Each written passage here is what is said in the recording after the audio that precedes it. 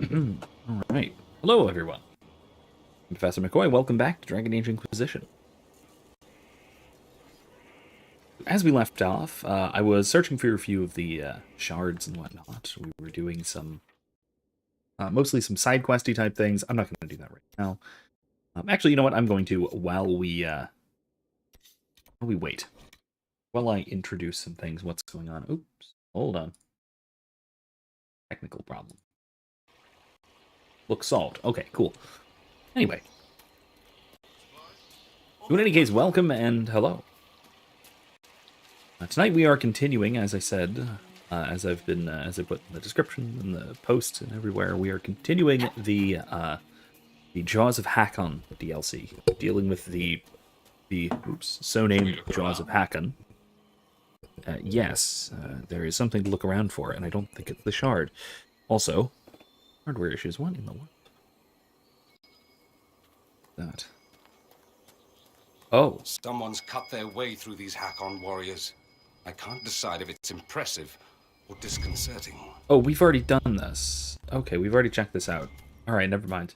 We went. This was okay. So to recall, this was a week or two ago, actually. That apostate mage who was working for the Inquisition, who then, his friend was killed, and then so he went. Oh. He went and got himself possessed basically on a revenge quest. So we had to go and stop him. And that, right down there, was some of the aftermath. His quest for vengeance. There we go. There's the Astrarium. Alright, so we do have to... Let's go ahead and check out this Nox Morta. And then... we will we'll go to that there island. Yeah. This Nox Morta is a delightful cryptid. I think it's just a big bogfisher, but I'm not sure. It's some kind of very large, very dangerous, but still rather elusive cryptid. And really, I love the existence and nature, as I was saying earlier, a week or two ago, that I love the existence and nature of cryptozoology in a world like this, in a fantasy world.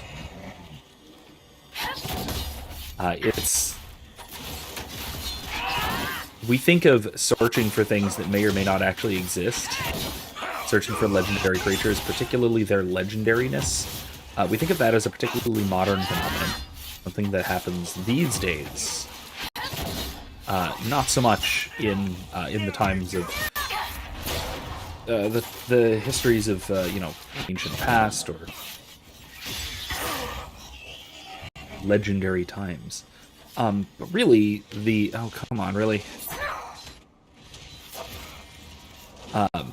But really, all of the strange and mysterious creatures that are out here had to be discovered.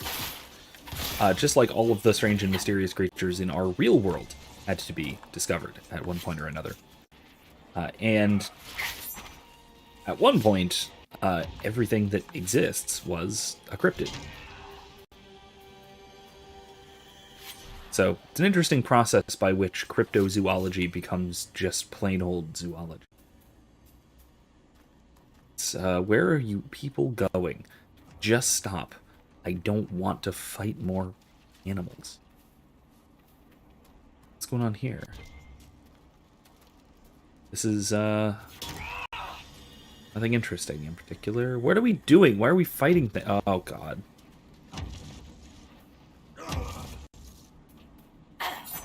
Why are you fighting Tuskets?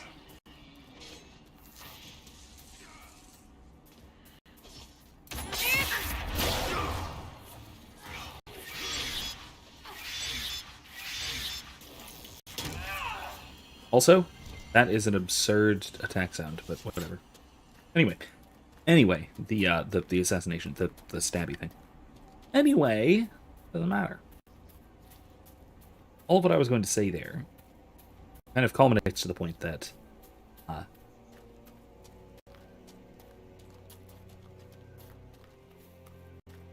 inquiring about the dragon's age, says Bublin. Yeah, I mean, we think of cryptozoology in terms of, well, like this, right? In terms of thinking about the strange and mysterious creature that no one's quite find a trace of, and that it turns out to be a rather ordinary creature, but of an abnormal size and behavior. That's more like real world cryptozoology. We're looking for Bigfoot and we find a weird bear, you know. Whereas I do think that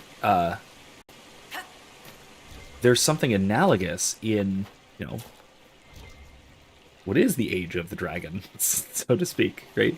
There's supposed to be a dragon around. Well, we know dragons exist. We know they're rare. We know they exist, and we know that they're extremely large and powerful and dangerous. There's a lot we don't know about them, and so that's contrasted oddly with what was his name? The draconologist we find in the Western Approach that we dealt with the last few weeks ago. How long before this Noct Morta takes interest? Oh, it's plotting the best way to strip the flesh from our bones right now. Just waiting for the invitation. Very funny. There's a lot of assassins. I don't love that.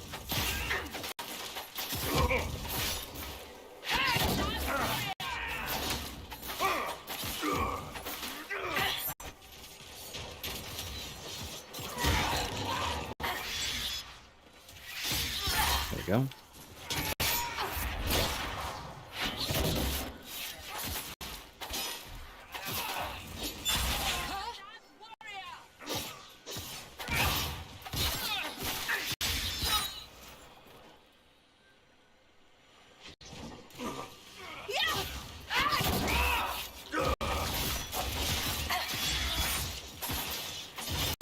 They were so abnormally tall as well. The Hakkonites. I mean, the Avar in general are very, very, very tall. Okay, so let's bait this Nox Mortem and see exactly what we're dealing with here. Because, like I said, this rings a lot more like real-world cryptozoology, whereas searching about the dragon, like learning about draconology, is basically just plain old regular zoology. Well, the quest is to kill it. Oh, here it is. Yeah, that's it. Is that... Wait. Did you hear that? You That's can't be serious. Bogfisher. A big one. A bogfisher? Not like any I've seen. Yeah. Oh, it's got babies too. Great.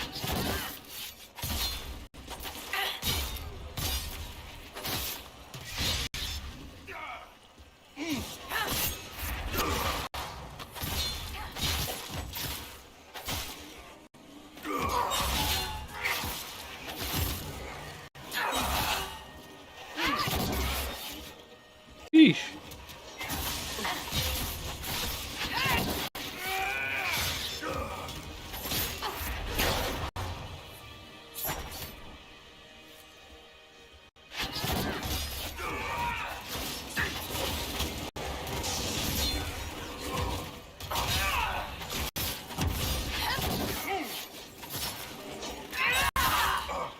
Yeah, a big, very, very, very large, very dangerous version of an animal we already know about that gets misidentified as some strange, unknowable creature. Like I said, that seems more like conventional real-world cryptozoology. Demotisan will want to hear about this. Then again, if we do know anything about real-world cryptozoologists, will he really want to know more about this, or no? Will he want to keep his delusions about the night of death? We want to keep his delusions about it being some strange, mysterious creature, not just an overgrown bogfisher. Looked albino as well. Who knows? Also, let me know if, like, combat noises are too loud, because I'm getting the impression they might be. I don't know. I'm looking at my mixer. It looks fine, but, you know, if it's a little too much, let me know. I'll see if I can fix it. Helm of the Dragon Hunter? What? Yeah, you guys watching and listening are a far better judge of that than I am, so do let me know if it is a problem.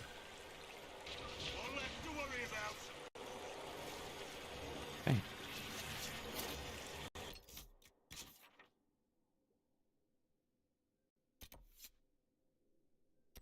Alright, let's go back to Demorta-san.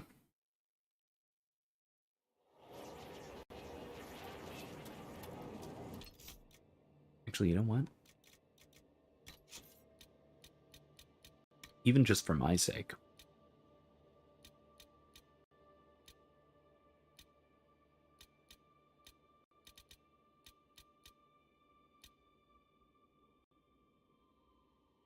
I'm going to turn that down a little bit more.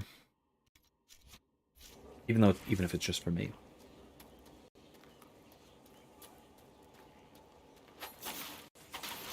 Yeah, because the stabby noises are just wildly overbalanced. For this game, in a lot of games, actually, I find that combat noises are obscenely loud. Especially if there is dialogue happening at the same time. Unless you change the settings like that, it's basically can't hear any dialogue that's going on, which is disappointing. Pray, do not keep me in suspense. At least they give you the option. Your haunted stare speaks plainly of an encounter with the Nox Morta. Yeah. Well, yeah.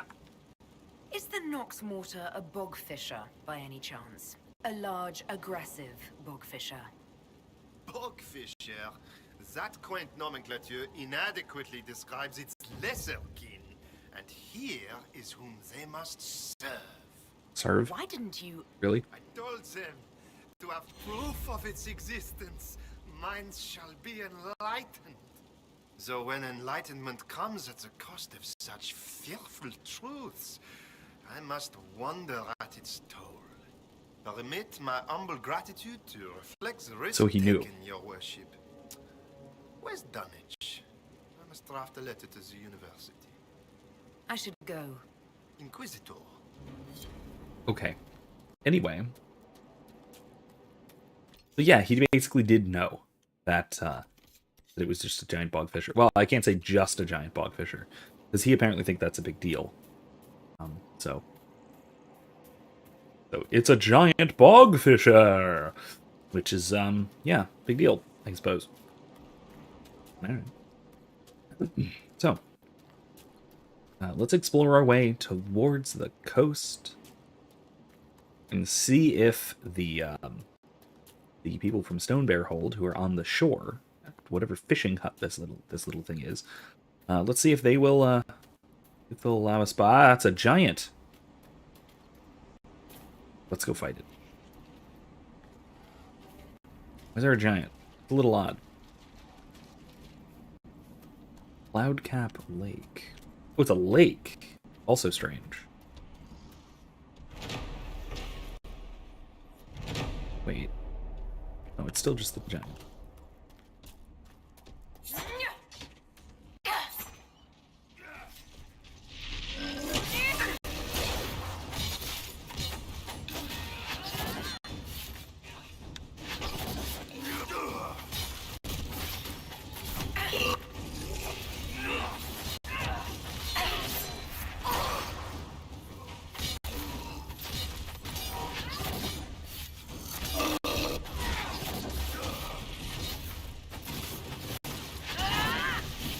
Ooh.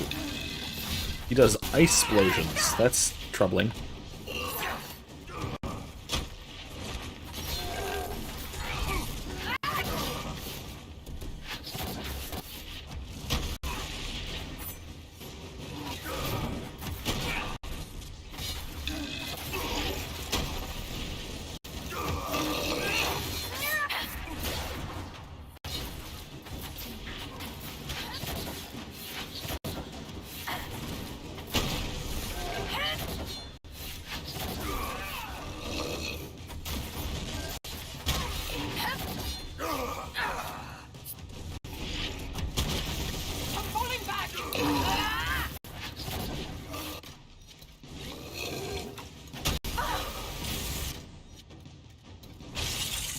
Oh, hello.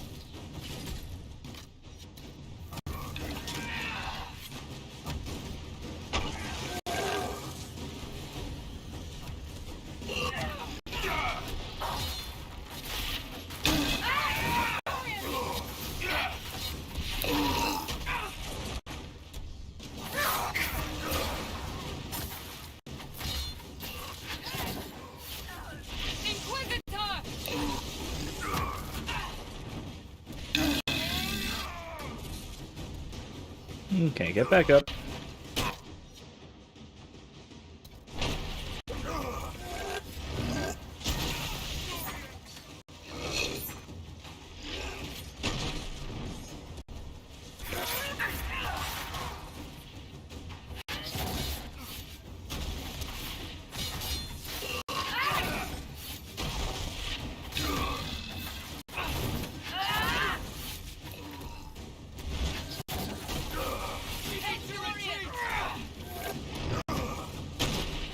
This is really rough.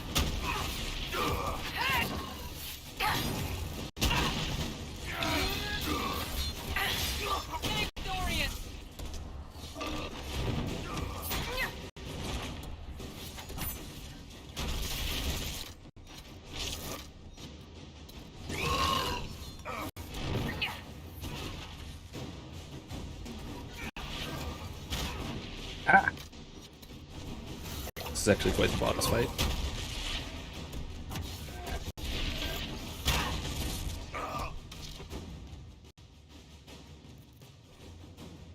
Don't go over here, Dorian. Just get away.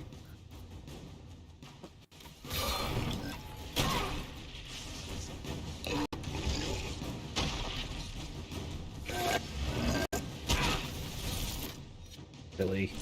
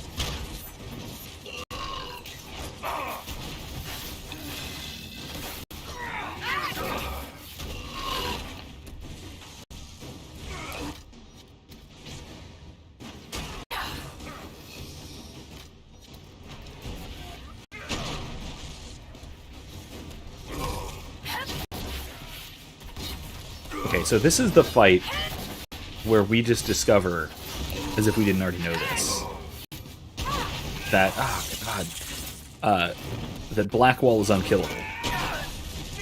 Darn it.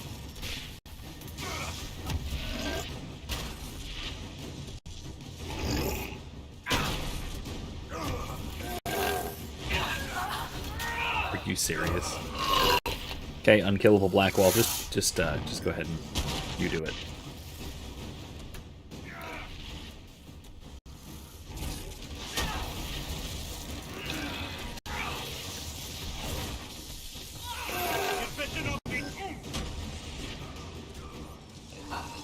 Oh, no. Just, no, don't do that. Oh.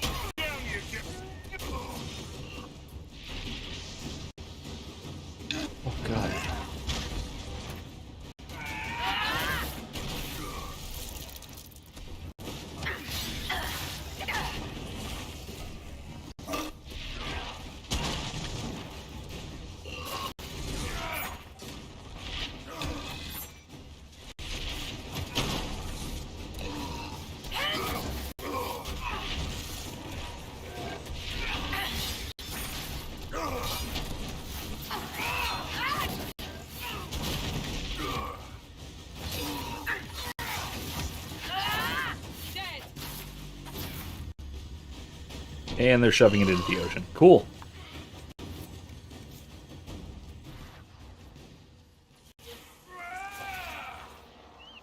What are you shooting? Oh, these. Okay. I guess we're still fighting Tuskets, because they got aggroed, I suppose. Whatever.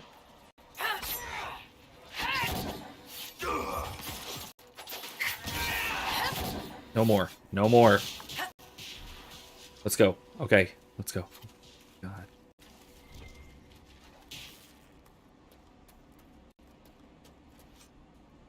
Wow.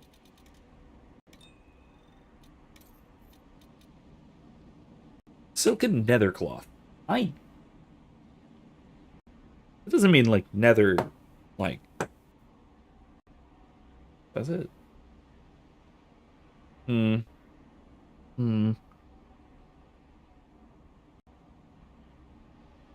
it's great. I have enough inventory space. I'll just take all of it. Point. Woo! Okay, that was a fight. I'm curious. Oh look, I have 2 healing potions left. Oh god! All right. More nethercloth. Can't like retrieve any of this stuff, any of this treasure. Not gonna let me. Darn. That's disappointing. Honestly, I don't know if I've ever encountered that before. I can only imagine how difficult that would have been fighting that as a mage. Oh, although, I don't know, keeping some more distance might have helped. That must be the island Professor Kenrick mentioned. We'll need to find a way out there.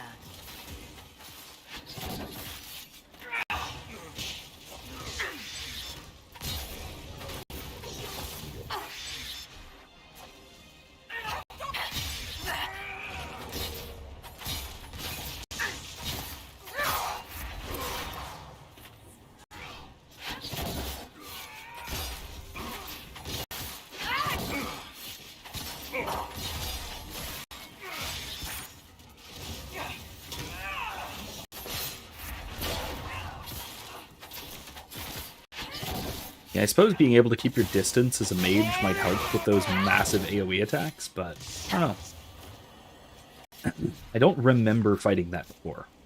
I'll say that. I don't remember fighting that before at all. If I did, then I guess it didn't stick out in my memory so well, so it must not have been that hard. Up here.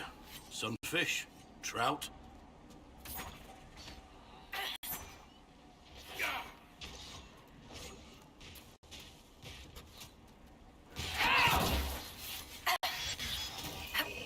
Okay. There we go, problem solved. Before I actually do go over the ocean, because that is a major quest, I'm definitely going to go back to a campsite and restock on potions. Because otherwise, I'm asking for disaster.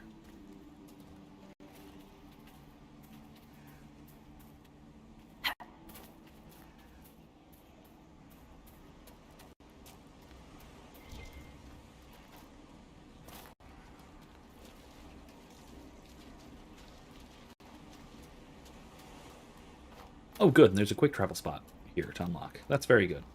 What is this? Are the fishes of Stonebearhole too rude to share a meal with friends? We're no friends of the Jaws of Hakkon. Word has travelled of what your hold did to Storvacker. Mind your tongue, Bogwalker. Stonebearhold may not always shelter you, and you will need shelter when the cold winds come. Yet I feel only hot air. When the Jaws of Hakkon rule, you will wish you had been generous. If your weak lady's not already picked your foolish bones clean. Ooh. Godfight. Runa should be here. Where did she get to? Who? Are you looking for someone? My cousin Runa. She's off north climbing the hills instead of helping with the catch again.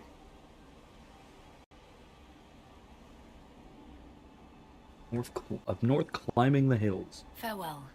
Good day to you. Okay, yeah, I suppose we can do that. Yeah, let's just do that first, yeah. The Inquisitor! Let her blood bathe the blades of the Jaws of Hakkon! Death to the Lowlanders! Glory to Hakkon!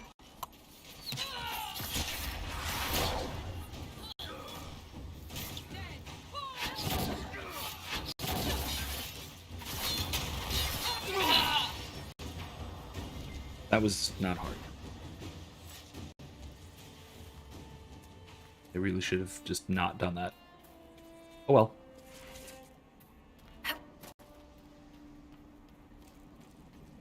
On we go. Are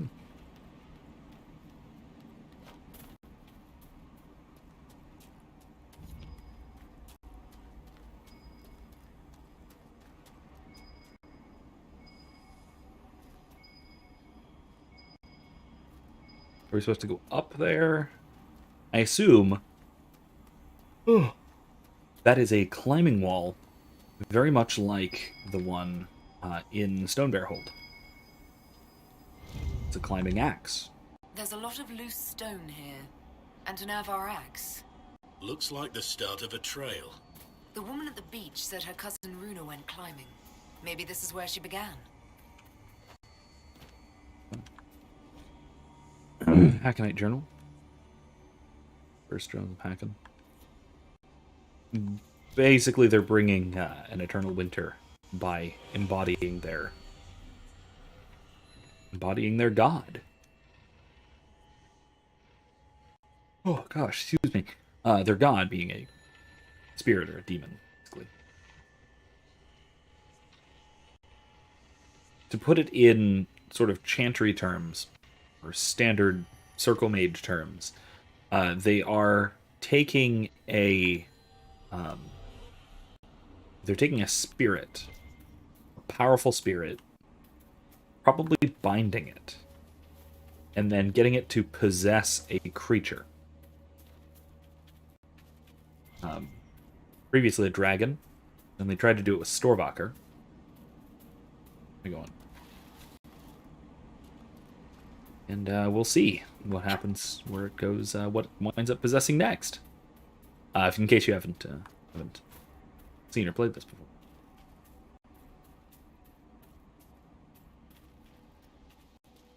All right. Is this really going to take us into the swampy bits? Yeah, I think it is. Not deep into the swampy bits, though, right? Dalton. Oh, up here. Up here. Yeah. Okay.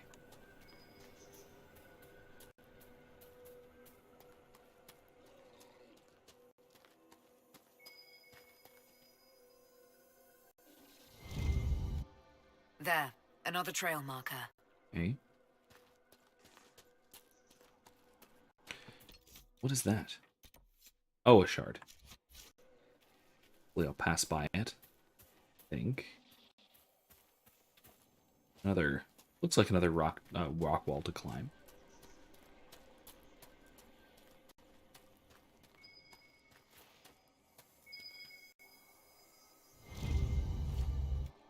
I think our mountain climber was here.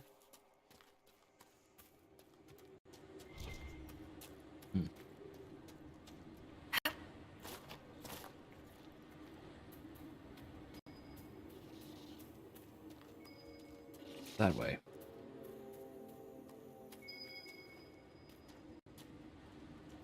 Now that is quite the climb.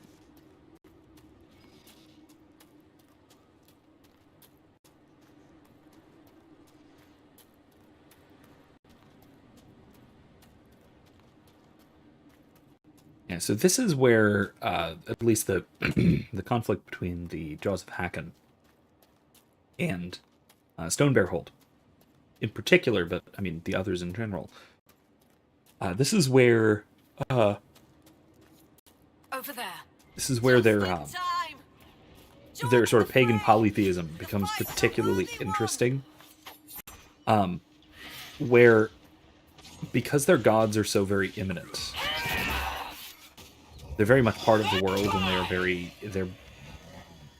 they're not necessarily embodied, as we know that Hakkon is, at least not yet, necessarily embodied, but embodiable, capable of interacting with and moving around and moving about and affecting the world very directly and engaging in things like contests of strength.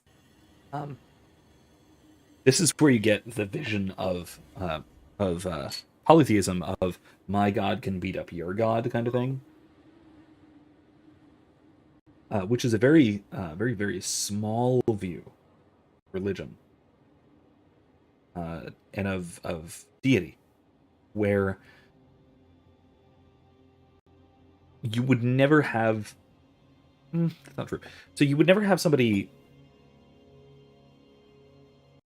directly setting up a contest like that in a monotheistic context. So you'd never say the maker can come and beat up Hakkon. But that's not exactly how that would work. It is there could perfectly well be contests of strength in a sense. So in the sense of something like Elijah, I think it was Elijah, and the prophets of Baal, that sort of thing, where you say, well, what is it that your god can do? Can they or can they not? Prove that their god is powerless, at least compared to, even compared to the not strictly miraculous faith of the followers of the true God, of, in this context, of the Maker. So contests between, or any sort of contest between the Maker and Avar gods or spirits, or monotheistic god and polytheistic deities, are necessarily lopsided. They're asymmetrical, like, simply by very nature, because they're different types of things that we're talking about in each context. Well thought.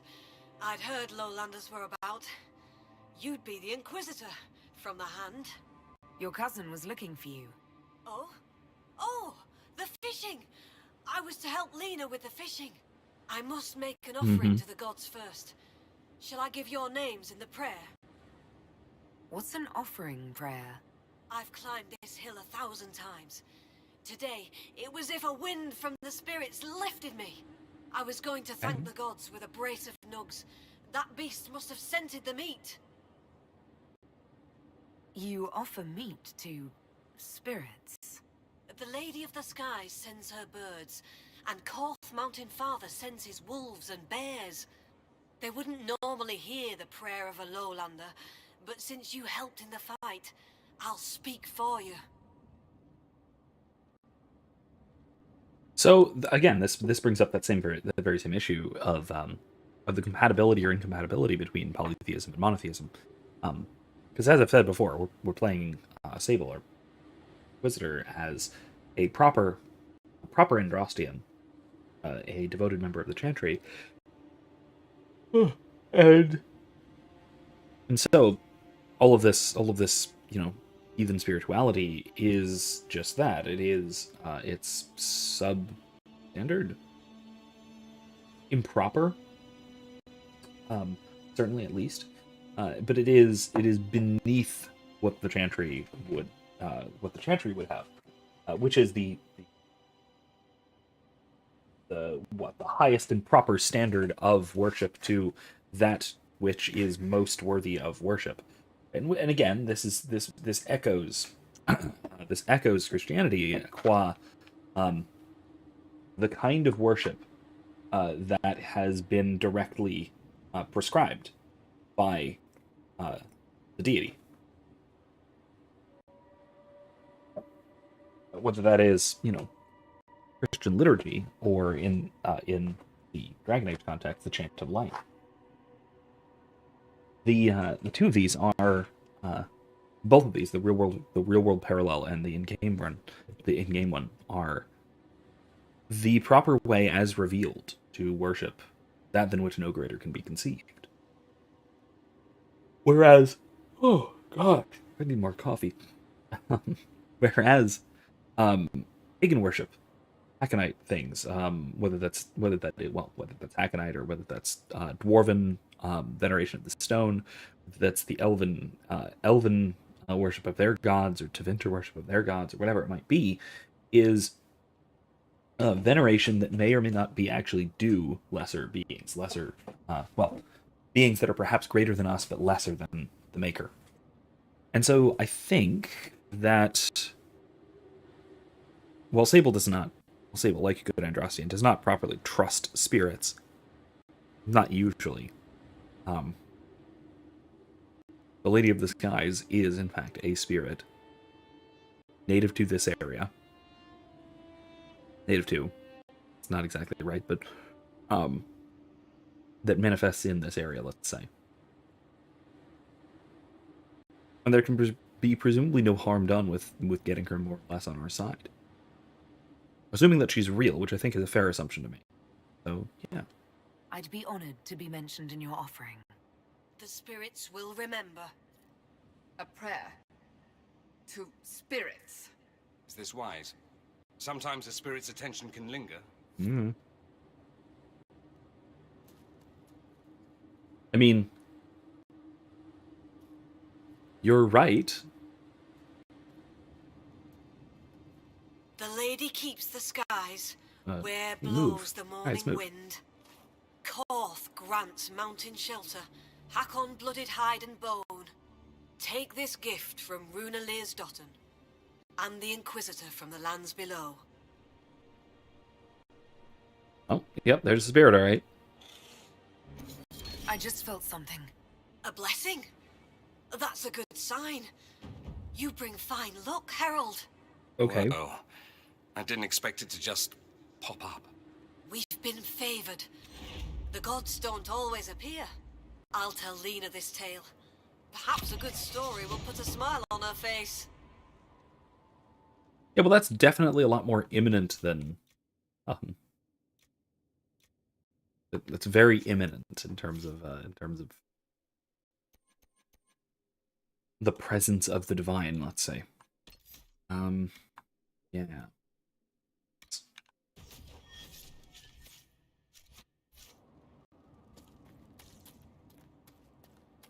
All right, let's what's this? Is that it? Or is that not?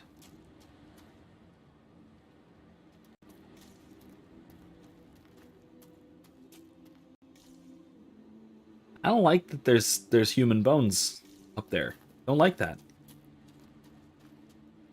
It's not a little bit unsettling. I don't know what that's supposed to be. So let's just go to our nice safe home camp to restock our potions. Not requisitions, where's potions? Yeah, here we go.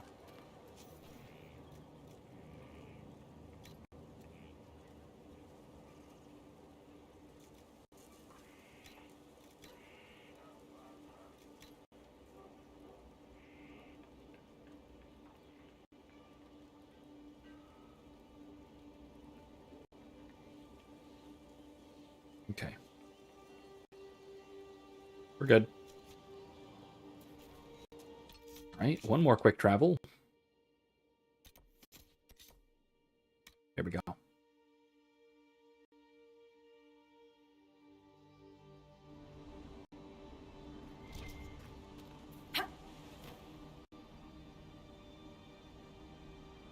Farewell. Good day to you. Okay, never mind. You know I caught him down there after. His face went as red as a sunburned nook. Nooks don't sunburn, you fool. If they did, Arvid would have looked just like one. I mean, honestly, I bet they would sunburn. They're native to underground. I suspect they would sunburn. Inquisitor. I am Arvid Rolfson. Well fought. The fish will feed on fool's heart wine this night. Thane's son here has sent word that you and yours have guest welcome in our land. How long have you lived in the basin? Stonebear Hole's been here a few generations. I was born further north, but we left before I could remember. It was a good life, until the Jaws of Hakkon arrived. They brought trouble with them. People are expecting a raid, but... You don't agree? They seem bigger fools than that, for all their boasting. I cannot say what they plan, but it bodes ill. Okay. I find myself in need of a boat. I need to reach that island. The Lady's Rest. What? That island belongs to the Lady of the Skies. The spirits warn us to leave it be. Of course they do. Well, I mean, we did just get a blessing from the Lady of the Skies, so there's that. I'm sure it'll be fine. And then also, another side note, yes, I know that they are meant to be very, like, barbarian-like, but it's a little bit odd, the mishmash of thick furs and, like, big, insulated, puffy pants, and completely bare-chested. That's a little odd to me. I don't wish to disturb your lady, but it's important. Thane Sunhair has given you guest welcome, and I have given you warning. The boat is yours. I hope you come back alive. Me too. All right. Let's go.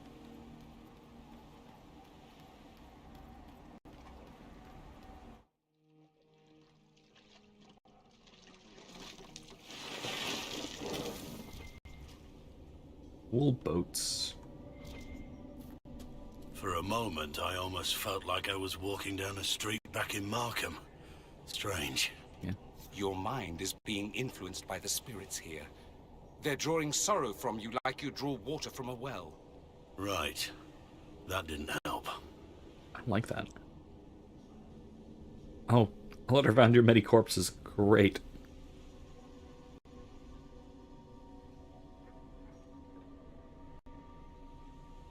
Well, someone tried to set something up here and in fear of the Avar and found something much more scary. I must find you.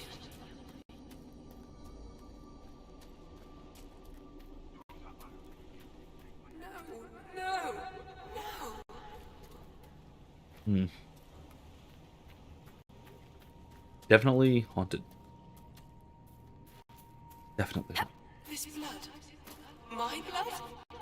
No, I can't. There's a rift up there.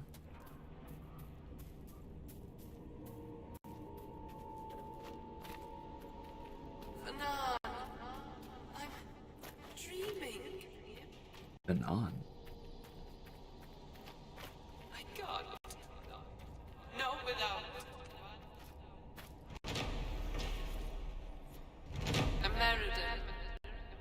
A Meriden.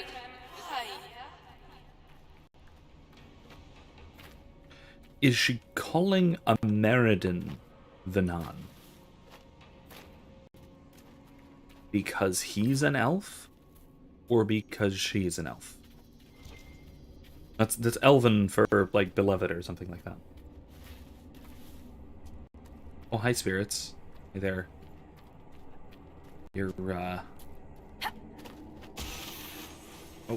Oh, hello.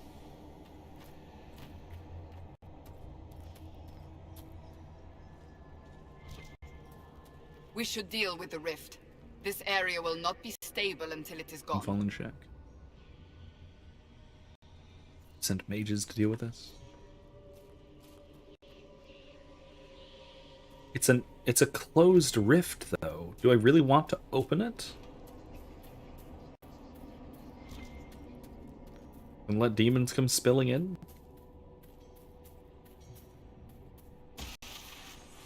It seems very contrary to everything we've yet done. But okay, alright, sure.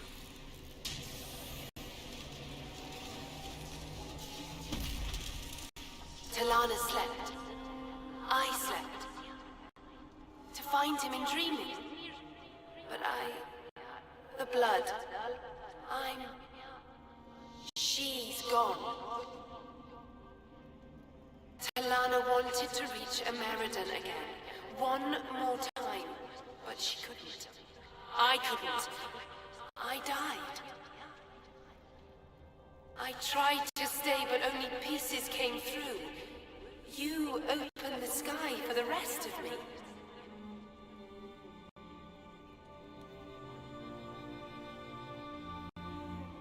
Ah, another fade. Hey, no, I know I'm talking to a spirit that has the memories of somebody. It's very similar to the divine spoke to in the fade. You or she wanted to reach Ameridan again. We're also trying to find him. Ameridan. Yes. Inquisitor. Beloved. She came with Ameridan to hunt the dragon. Hey? The dragon? Huge. Power like none had seen. It came from the mountains with the Avar. Towns fell. All dead. One last favor for Emperor Draken. Slay the Avar dragon. Save Orlais.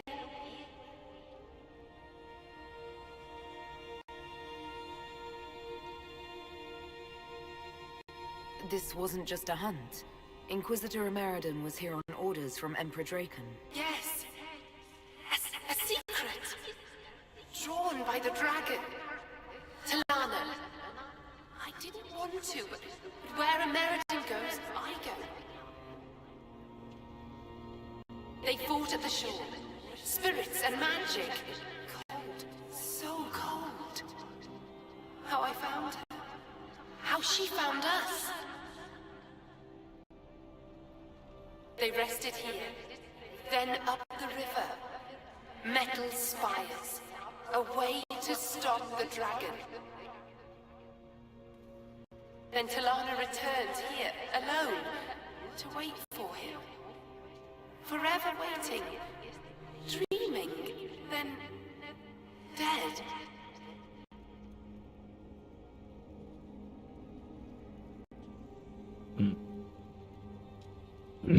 So very much on a dragon hunt, things went terribly wrong, and then spirits just very much like we saw with Hole encountered somebody in terrible dying state, sort of imprinted on her, from what I'm understanding.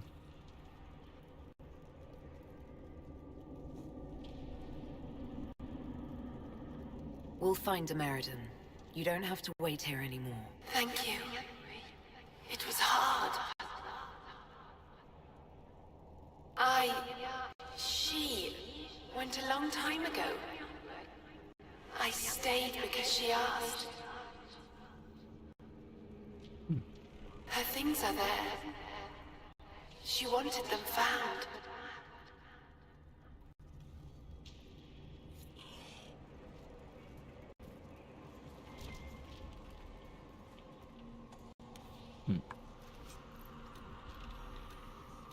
Ooh, Aegis of the Rift. Cool. We'll do that. That's a new ability, but Red String Bow. No one's gonna use this, but cool. Heal and kill.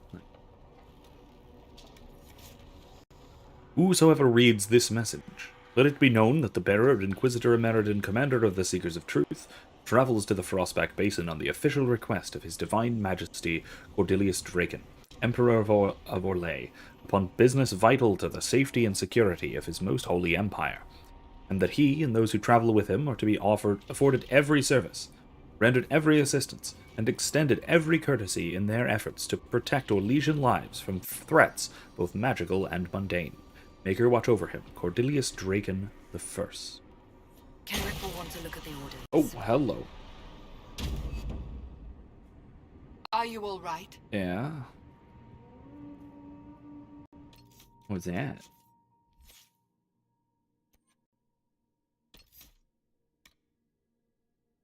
Alright, turn the veil itself into a magical shield that deflects enemy projectiles.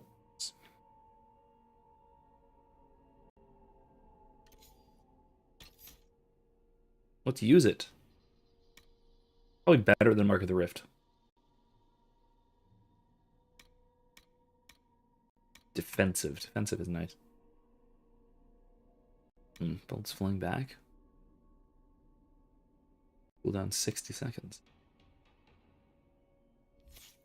Okay, does it require focus? Is the question. Use the rift.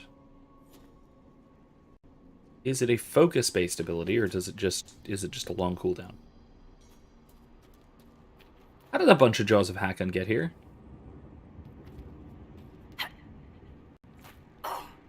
There! It's the Lowlanders! Kill the Inquisitor! Death to her hold for Hakkon's glory!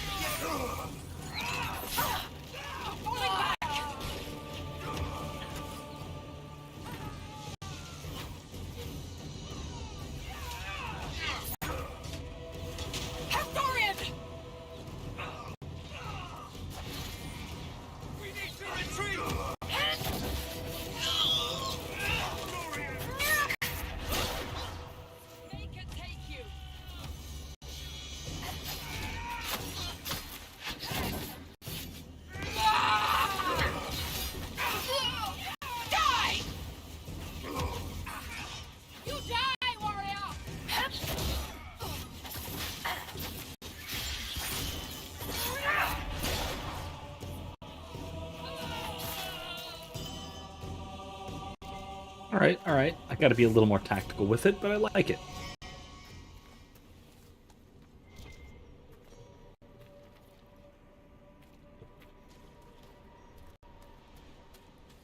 Okay.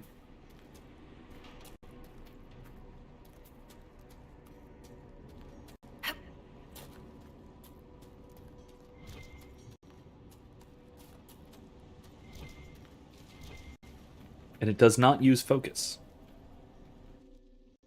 Interesting.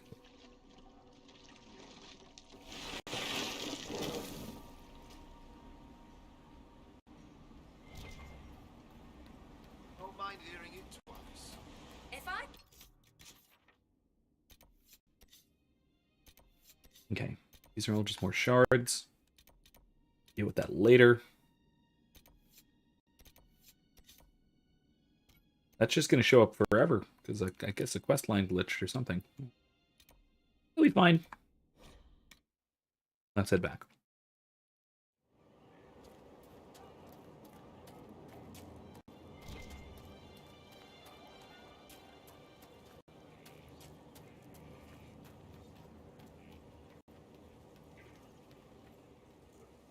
May I help you, Inquisitor? A spirit on the island held the memories and possessions of Ameridan's lover, a woman named Talana. It told us that Ameridan was here on orders from Emperor Draken himself, and where he went next. Andraste's dimples. I may have received tenure from that sentence alone. Ameridan had a lover. Talana, you said. The Inquisitor's Lady Mage. There was such debate over whether she existed. And there were orders? This was a request from Draken? This changes everything. You were surprised to hear that Ameridan had a lover. Yes. This Talana you mentioned. Her existence has been hotly debated. Some scholars took Inquisitor Ameridan's respect for the Chantry to imply that he remained celibate. In ages past, there were stories about him and his lover, a mage.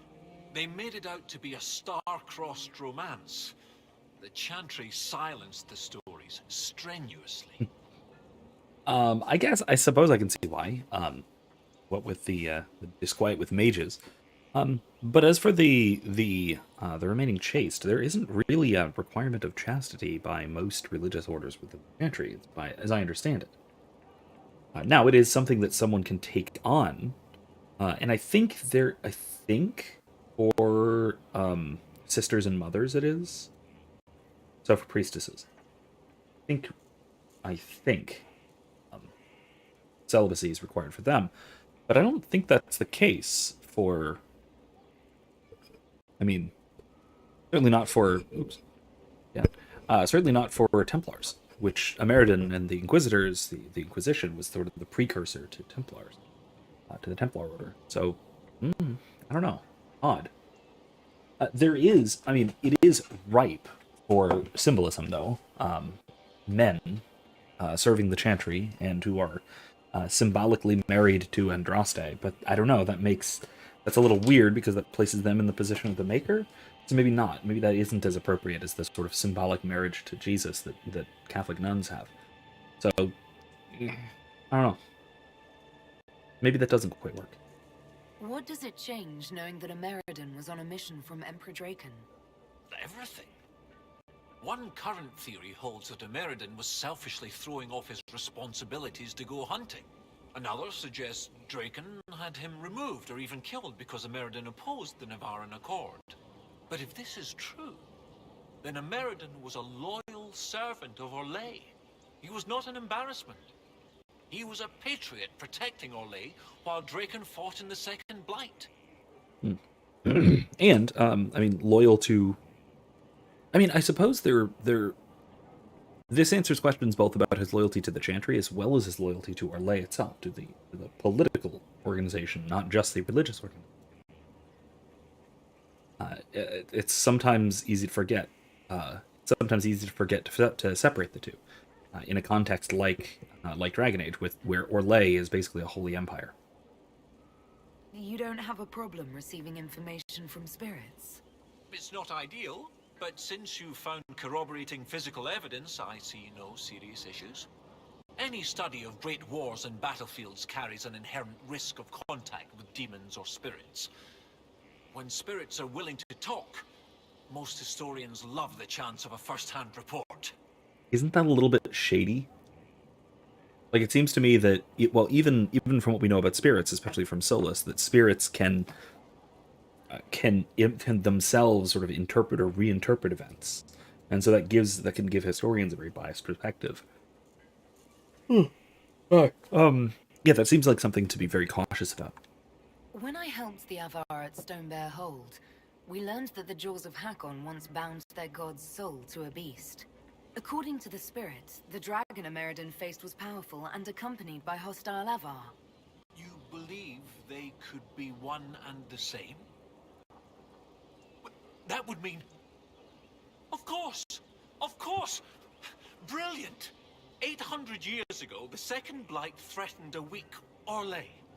A perfect time for the Avar to attack.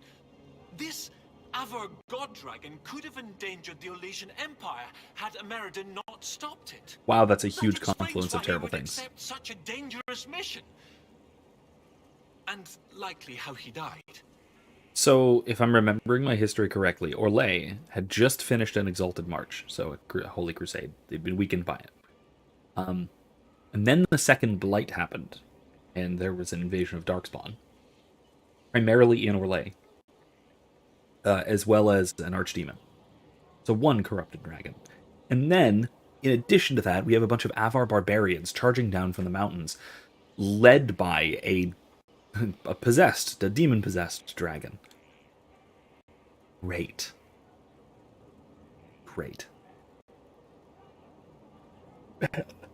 Yeah, that is a rough time for Orlais. You're not concerned about the literal existence of an Avar god? Not particularly. If the Jaws of Hakkon once bound their god to a dragon, it is likely just a powerful spirit. That isn't to downplay the important cultural significance to the Avar, but magic does not equate godhood. Thank you. Every blight comes from the old gods, which are also dragons corrupted by some outside influence. Sometimes I wonder if we really know what we mean by gods. Thank you. I love this guy. Because he's absolutely right. It's what I've been saying this entire series. How bad would it be if the contemporary Jaws of Hakkon bound their god to a dragon again? With Orlais still recovering from the Civil War and the Mage Templar conflict, not to mention the remaining demon rifts and Corypheus himself, a high dragon given malice and magic by an Avar god spirit could, hypothetically, destroy much of Orlais. At least, I hope that was hypothetically. Not for Ferelden? We are on the Ferelden side of the Frostbacks. It seems Inquisitor Emeridon saved Orlais 800 years ago. It's time to honor his legacy.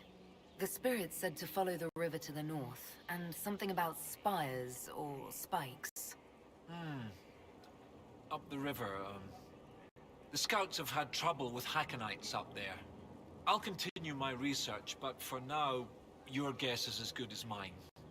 That'd be those Tevinter structures, right? What do you need me to do next, Professor?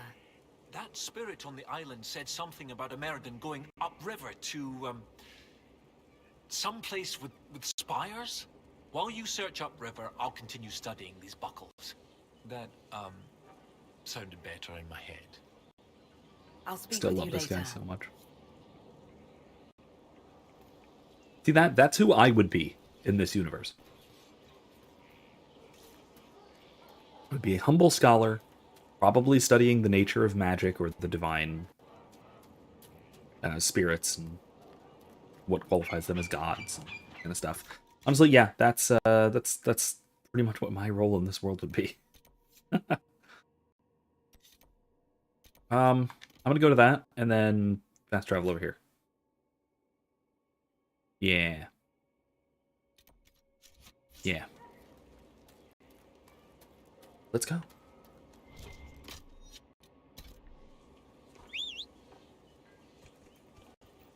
There's my horse. I don't actually use my horse much. But let's do it, because let's just get place to place relatively quickly.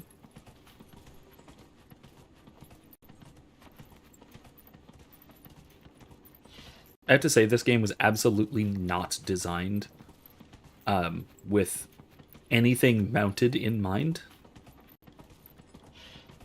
Especially given that this came out, what, 1 or 2 years before...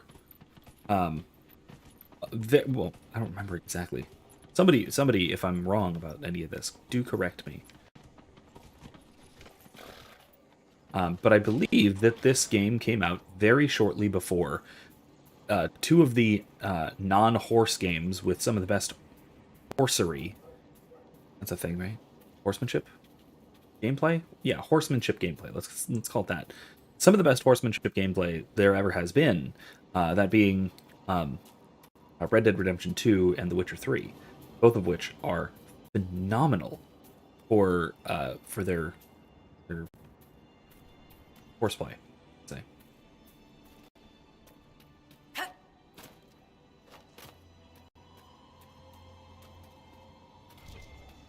Yeah, and this game came out, what, a couple of years before those. So the stark difference is a little bit embarrassing, honestly. Then again, I mean, it was never intended. It wasn't. It's far from the focus of this game. Horse stuff.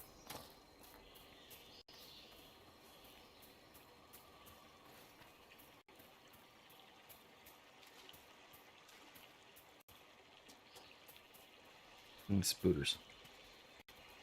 I want to deal with spooters. More spooters. A bunch more spooters. I don't want to deal with spooters. No. I don't want to. Leave me alone, spiders. Oh, man. Ow.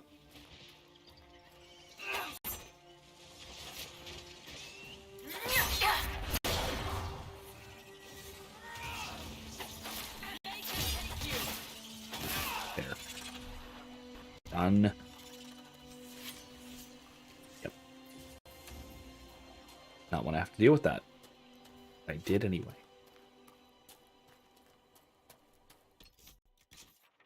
Wait, where exactly am I going? Oh, I just have to go up the river gradually, don't I? So I basically am going to have to fight every spider I happen across.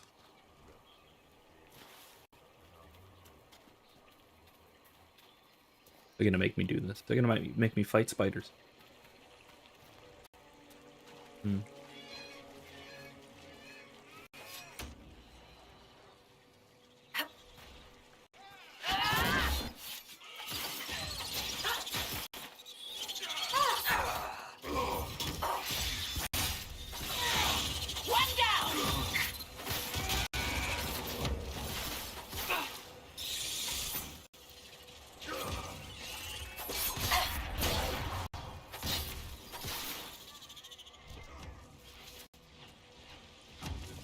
Do we really?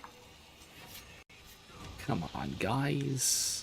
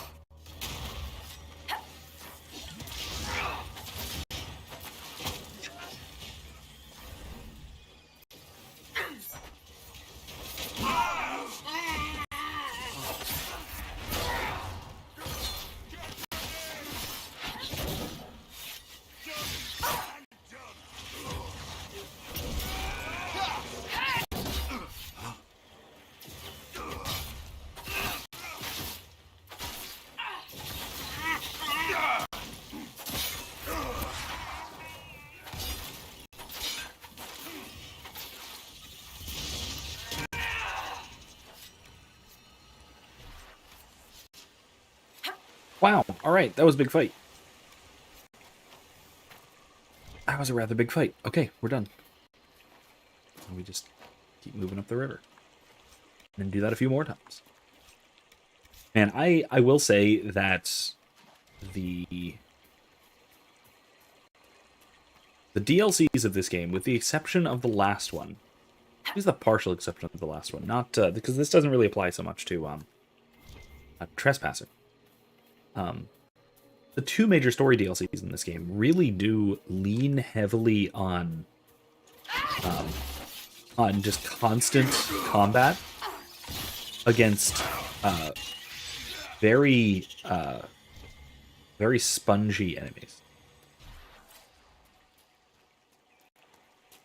Because that's really most of the Jaws of Hakkon. I mean, not most of it. I mean, there's a lot of story to this. There's a lot of lore to this, and the environments are incredible. But at the same time, dude, so much of the sort of runtime is taken up by let's go through this whole process nice and methodically, walk all the way up the river, rather than going to its end, to its origin point, which we've already discovered. Just walk all the way up the river and through a lot of enemies that take a lot of that have tons and tons of hit points.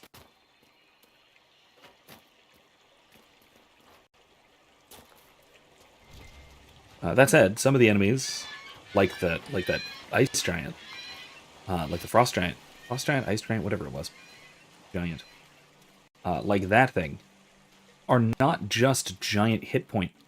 Just giant piles of too many hit points. That thing had some properly threatening and novel attacks as well.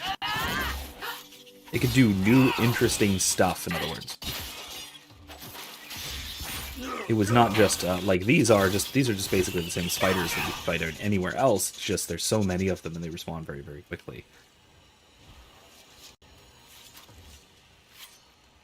No, I don't wanna. Let's see. Nope, just keep going. So. What is it? Nothing. Just enjoying the comfortable silence. Blood. Then intentionally interrupting it? Is that what's up? Oh, come on, really?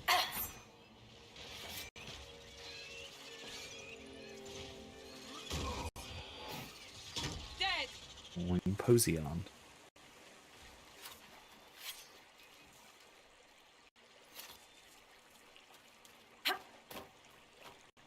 Really? This also takes me directly through the lair of the giant spider as well. Not through it, right next to it, because right in there is the lair of the giant spider that we fought last week. I think it was last week. Fade touched one. Ugh, what? Sneaky little bastard.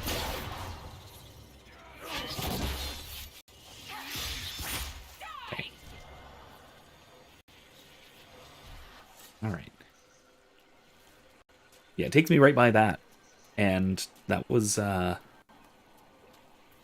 would have been quite the thing to fight again. It was a whole colony of the bastards, plus one ginormous one.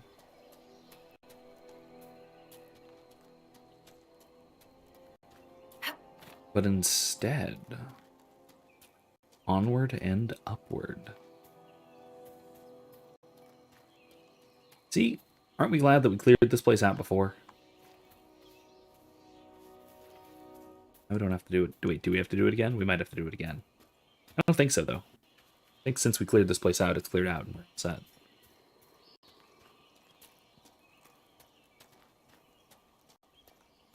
In other news, as you may recall, I sliced off the tip of my thumb last week.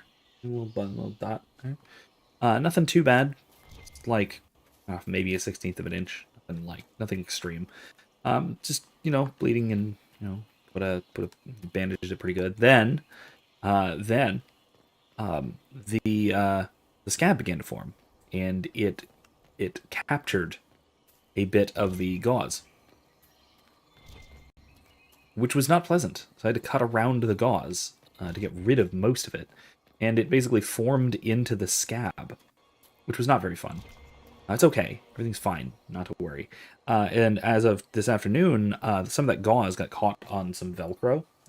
It started peeling off, which is, I guess, telling me that the scab is in the process of falling off now. It's been a week and a half, so I should think.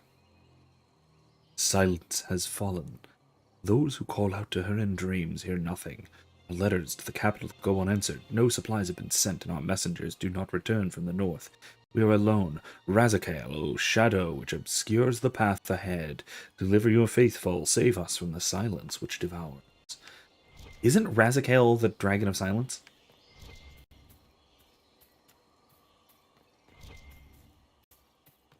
I might be a little bit wrong about that, but I could have sworn Razakale was the Dragon of Silence.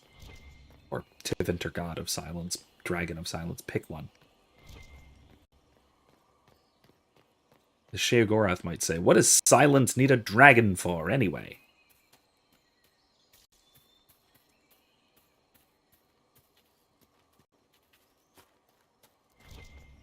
Anyway.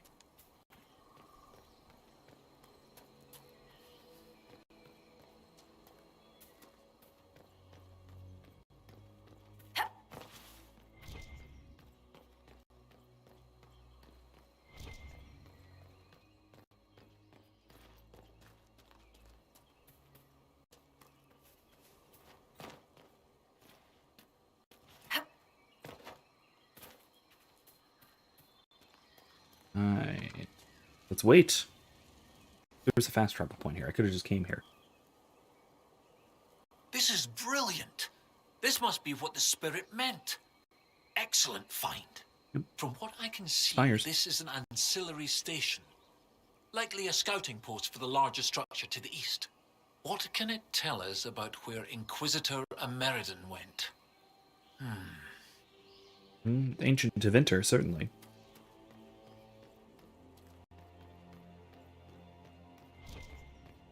It's very well built for being out here in the middle of nowhere. Oh no, not another one of these. Are you kidding me? This is Tevinter, from well before the last Inquisitor's time. I understand they use such tiles as locks. Interesting, though not likely related to Ameridan.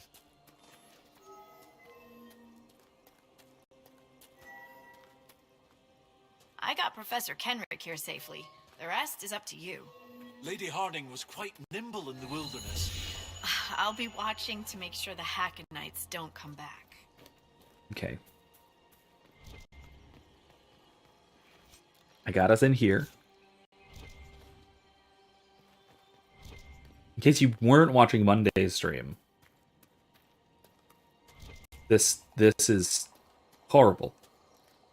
Because as I've mentioned, I absolutely despise these puzzles.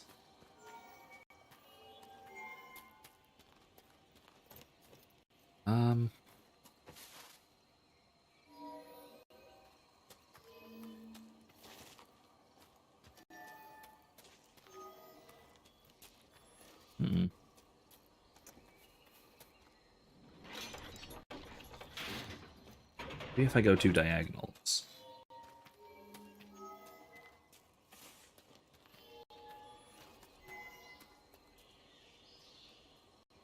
And then both across.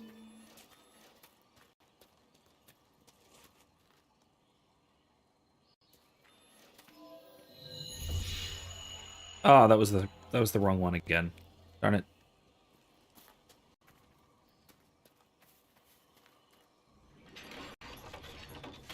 I need to get just the middle one. I go like that. And like... Oh wait, I know. I know what to do. I think. Maybe not. And I go...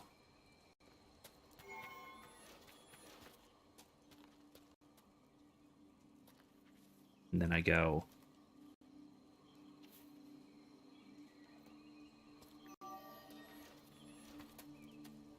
Ah!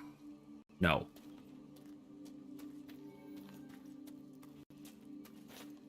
I go...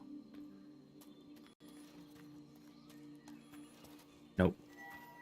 It's that. And that. And that. That. And... No, wait, that's not right.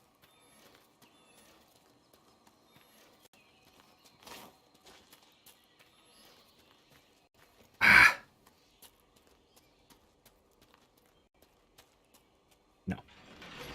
Let's reset. Those of you who don't know why I'm whining so much, first of all, like I said, I absolutely loathe these puzzles, and I also spent probably 15 minutes on one last night in KOTOR.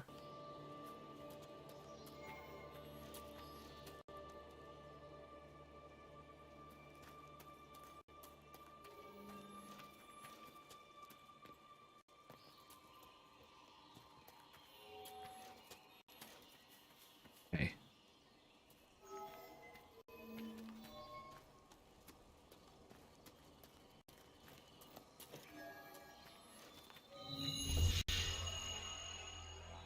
That again. All right, so fine. Maybe I just go... Sure.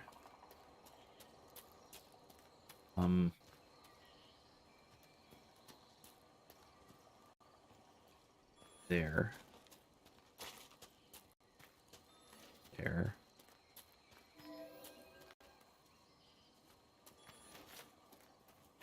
Then...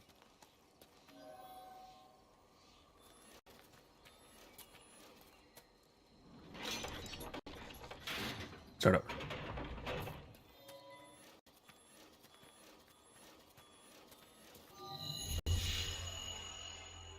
All the outside ones again. Darn it. You serious?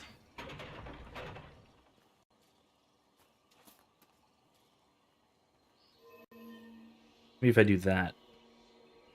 Then I do all the outside ones.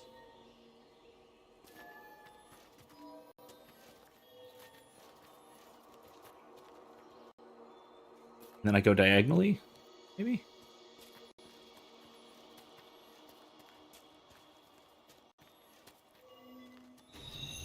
Brilliant!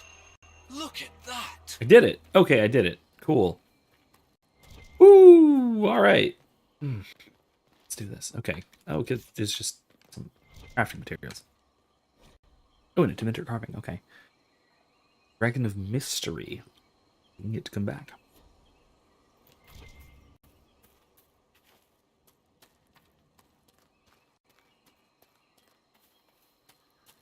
Is there anything in here I missed?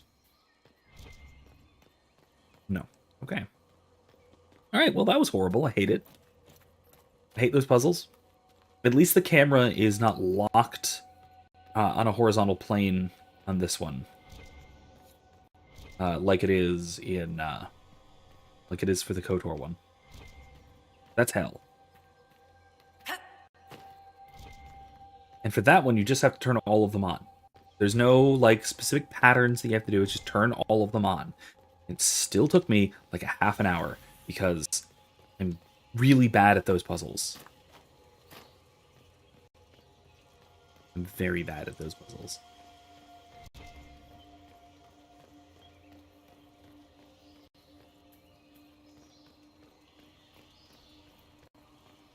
Broadly speaking, they're tile flip puzzles, right? That's what they're generally called. Maybe I should... You know what I should do? I should put more of those into my Dungeons & Dragons games. That's what I should do. I should force my players to suffer through the hell of those puzzles. Because somebody... Wait, what? What now?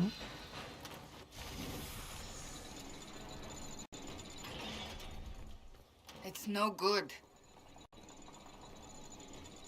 Okay. That's interesting. Very strange, but okay. I just... Yeah. Well, that was weird. That was way too easy. Just put Veilfire up to it and open it goes. Wow. Wow. Let's see. That didn't work. Okay. Never mind. I know I have to do something to get it to get into that weird, like, bunny ears configuration, but... Oh, well and then do that. done. But I don't know how. Well done, We'll see. indeed. We'll see. That's something you don't see every day. A pair of shrines. This one is clearly Andrastian, albeit from a very early period, likely pre-divine. But this is Elven. One of their gods. What was it? Every mother finds Saarebas? Gruffalo among sleeping juniper groves. G something. The one with the deer. Oh, Gillenan. That would be Gillenan, mother of the Hala. Yes! Brilliant, thank you. Oh, that Selays would is have the bothered hearth. me all day. Right. 2 shrines for 2 lovers. Inquisitor Ameridan and Talana. Maybe Talana was an elf. Oh, Seems like it. yes. She said That's Vanan. good. The Chantry expunged references to elves before the exalted march on the Dales. They erased the Canticle of Shartan. They must have done the same to Talana. Yeah, that's normal. Do you think this is where Ameridan died? No, this was a site of preparation, not burial. Ameridan and Talana put up this shrine together. Look at those flowers. They're not native to the area. What if they were left at the shrine as an offering? Yes. A night of prayer before battle against the dragon. But then where? Where? We're missing something. What are we missing? Oh, where did you go? Bet we need Veilfire. Given that it's, you know, all over, I bet we need Veilfire. Yeah. Oh, hello. Oh, hello. Professor, look at this. Shartan 10-7 and Transfigurations 10-1. Shartan is dissonant. And before them, empty, outstretched, lay the land which led to the gates of Minrathous. And Transfigurations is, the light shall lead her safely through the paths of this world. Why these verses? Why would Inquisitor Ameridan take the time to carve this before going into battle? Setting a path behind him. There we go. The gates of Minrathous. Isn't there a Tevinter fortress in the area? Yes? Oh, of course! The ritual site! To seal the dragon away, Ameridan's elven mage must have used a spell at a site of great power. My scouts have checked the fortress. It's sealed behind a wall of ice. It has to be magic. Let's look around. Ameridan found a way through that ice, so that way should be nearby. Okay. Here we go. So, what? This thing is going to transfer the power down into that thing, is what I'm guessing. The light Ooh. shall lead her safely through the paths of this world. Brilliant! When the That Imperium is not how I was abandoned this expecting that to fortress, look. They left the wall of ice to lock the door behind them? And every lock has a key. Like these trail markers. Ameridan must have known how to use them. If they can melt through the ice, that must be where Ameridan sealed away the dragon. I'll follow the markers and see what we can find. Seems likely. Wait, are we gonna finish this tonight? We have an hour and a half. Wait, did that do, or did that work or no?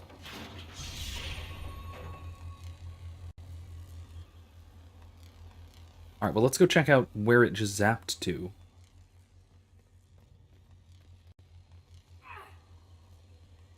That is, like, thrumming with magical power.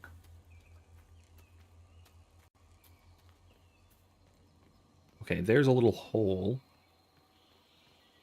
I assume that is like a focus or something, or maybe guides where it shoots. To over there. To over there. Okay, over there. Alright. That was not too bad. Oh my gosh. We might actually finish this. Although I have my doubts.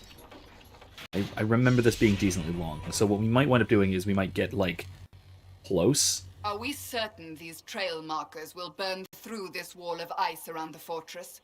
As long as the trail markers are still functional, we should be fine. So, like, get to the boss or something. Up to either the last fight or the last couple of fights, or the last quest part before the last fight, or something like that this week. And then next week we will probably wind up finishing. And then moving on from there. We'll see. I don't know. No promises.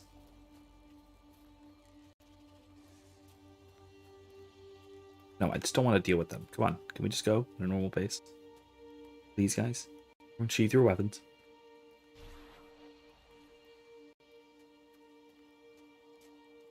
Don't we have Professor Kendrick with us? Can we not go weapons hot at the slightest provocation by wild animal? Or do we not have him? Did we leave him behind? That's also possible, because I don't see him following us. Are these, knights? Yep. Womp.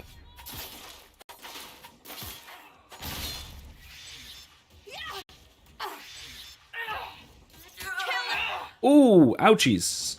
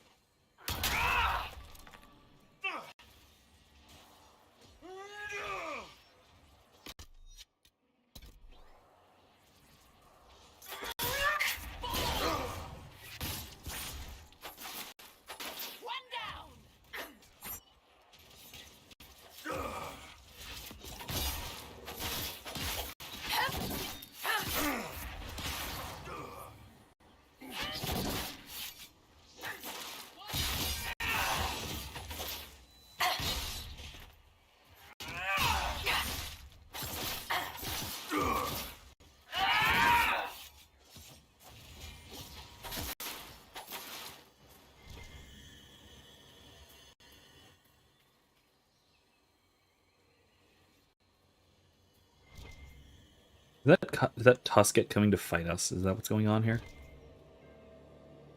No, just come on. No, stop. Whatever. Done. Can we move on? Can we move on? One less innocent wild animal to worry about. Thanks, Blackwall. Why is that the go-to BioWare line, by the way? That's a very standard go-to BioWare line. One less to worry about. Are we waiting now? Actual common so battle glad I cry or came anything? along.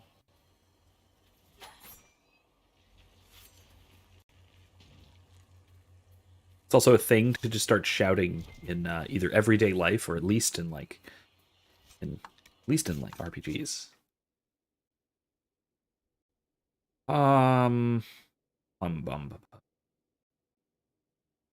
What is the quickest way over there? Is it to just walk? I doubt that it's just walking. Let's try. Let's see.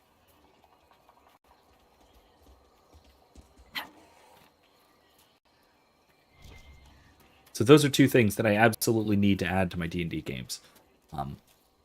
Tile flip puzzles and people shouting one less to worry about. Like when we down a player character. Oh man, That'd be great.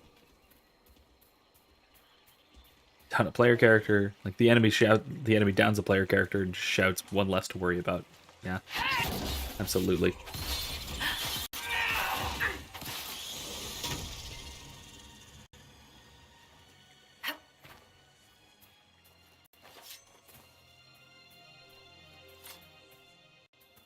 I am Posion. Actually, you know what I'm gonna do? Maybe right now. Yeah, I think what I'm going to do, not that, is I'm going to switch out some powers. Oh, wait, no. Oh, crap, what was that? That was... It was block, right?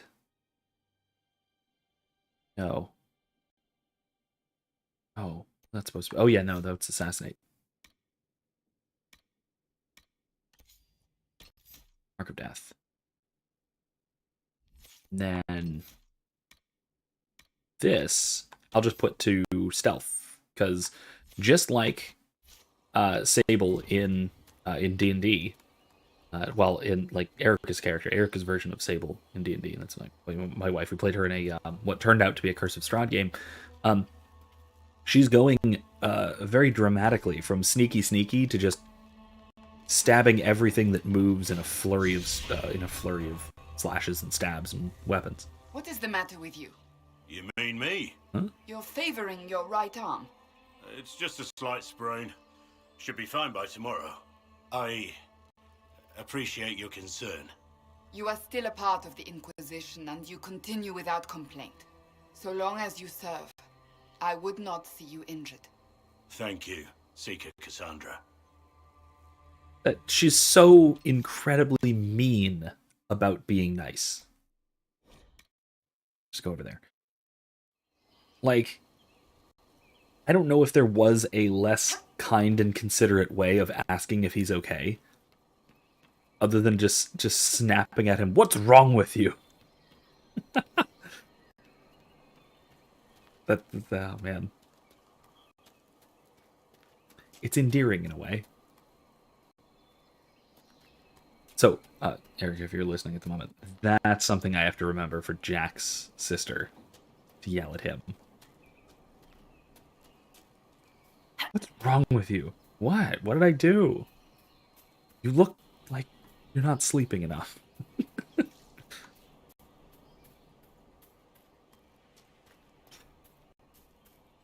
Can I go around the outside of this, or am I just going to fall down a cliff? I'm going to risk it. We'll see what happens. Oh no. Oh, where am I going? Where am I supposed to be going? This is not right. Down there. Down there. Yeah, so down a cliff it is. But I don't have any guard. So if I fall down the cliff, I will get hurt. Okay, there we go.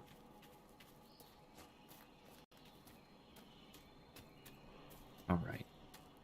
Where is everybody? Oh, there they are. Oh, ow, okay.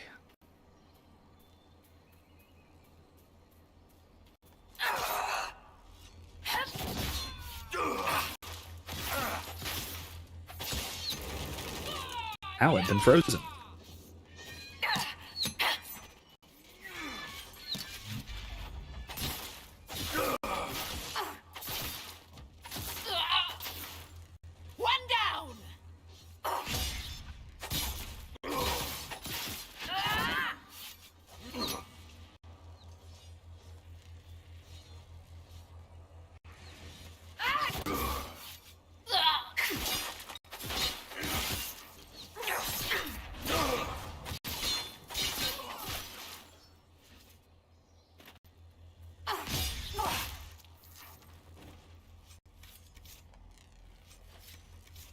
Now, I'm wondering what they're doing here.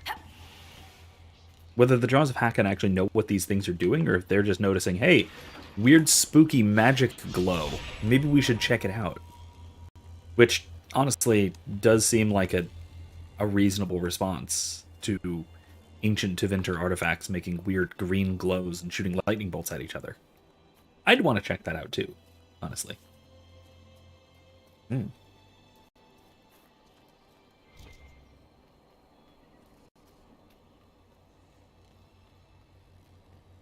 But also, I will say as well, so the reason I brought up Erica's characters, Jack and his sister, is primarily in our Star Wars tabletop. We must find another way around. Yeah, it'll be fine. We can do it. In our Star Wars tabletop, Erica is playing a relatively old character, Jack, who now having caught up with the stream. Let's try and quick travel. We can go. Darn it. We're gonna have to go up, aren't we? Anyway, yeah. So Erica's playing Jack. He's a sort of a criminal type, but he's also an Alderaanian noble, or at least son of nobility. If not actually, even though there's really nothing noble about him aside from lineage. Just quick travel somewhere, aren't I? Darn, back to here. In any case, as I was saying, there is a mechanic in Star Wars Edge of the Empire, the system we're using, which I actually pretty highly recommend. It's really cool. I like it a lot. But there's a mechanic in there that each... yeah, he's 100% disowned by his family. Yeah, I agree. Although, I mean, if he came back and just begged for forgiveness, I'm sure they would be willing to listen to his groveling. They might even like, reinstate him or something on the condition that he stop it. Just stop it. Because as I said, he's a wandering criminal going about the galaxy doing shady stuff. But in any case, there's this mechanic called obligation. So every character, because Edge of the Empire, the whole point of the system, the whole point of the context for the setting is that you are playing somebody who is at the edge of the Empire. You're at the edge of civilization. You are you're a fringer type. You are usually some kind of a criminal. So the assumption is that you either owe somebody or you have some kind of dark past that is eventually going to catch up to you. In Jack's case, part of that obligation is his family, who are Alderaanian nobility, as well as some of them at least are force sensitive, and this is taking place in. Oh, that's going to be hard to get to. This is taking place in about 14 BBY. So, for perspective, it is concurrent with Fallen Order. Jedi Fallen Order. So this is the rise of the Empire near the tail end of the Jedi Purge. The Inquisitorius is getting set up. The Jedi are the ones that have survived have well and truly hidden themselves. And so him having Force-sensitive family members is, it's a problem that he has to deal with, which is really what obligation is all about. And so this past session, his little brother, his younger brother, who is Force-sensitive but untrained, he doesn't know what he's doing. He just kind of innately and unconsciously taps into the Force because he is a swoop racer. He races swoop bikes. And he's extremely good at it because he taps into the Force unconsciously. And so he showed up on Dantooine, where Jack and the rest of the adventuring party, so to speak, are, and he's got a race lined up. He's very famous, and people know about him, and it's probably only a matter of time until somebody figures out why he keeps winning, that kind of thing. So the mechanic basically, the DM rolls in advance or at the beginning of the session to figure out if any of the characters, any of the main characters, if their obligation triggers, if something happens having to do with their obligation. So each character has something like this, or more. You can take more to get experience or credits or that sort of thing at the beginning of character creation. But you have a number of points of obligation, and I the DM... We are almost to the fortress. I roll to see if anyone's obligation becomes relevant to that session. If it is, then everyone takes a penalty, and the person whose obligation it is takes a bigger penalty, and no one can spend experience until it's dealt with. So you have to deal with the problem before moving on. So it's a sudden plot twist. It's a suddenly, oh no, something has to happen. We have to solve this problem immediately or else kind of thing, which is really cool. It is a way of keeping everyone on their toes from a narrative standpoint that's just baked into the system of the game. And I honestly really, really like that system, and I kind of want to implement it in other RPG systems. Because it's really simple. It's a simple mechanic, which it's basically just a way of figuring out who, if anybody, is going to be the particular center of attention for a plot point. In this case, it's Jack. It's Erica's character. Given that we have a few other characters, and their obligation may trigger as well, causing further problems and requiring further solutions. That was entirely a pointless detour. Oh well. That can perfectly well interrupt and get in the way of what I am planning as the sort of like main plot. Because there is a main plot. There's an actual like what's meant to be going on.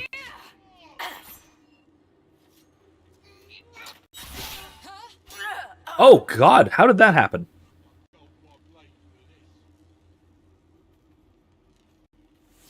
Do you truly think the Venatori have no idea what Corypheus will do?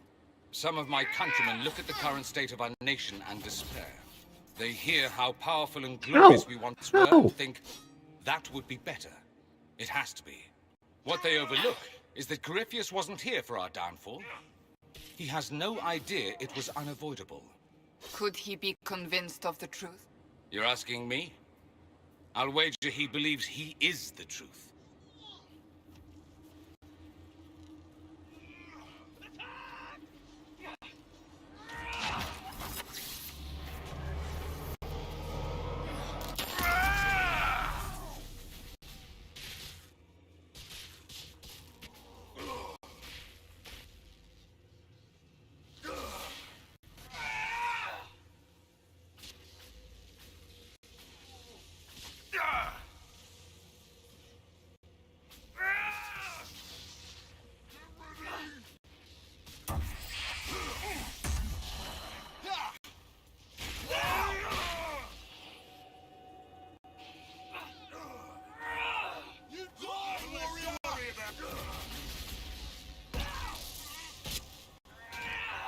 Okay, I miss playing Age, honestly, a little bit.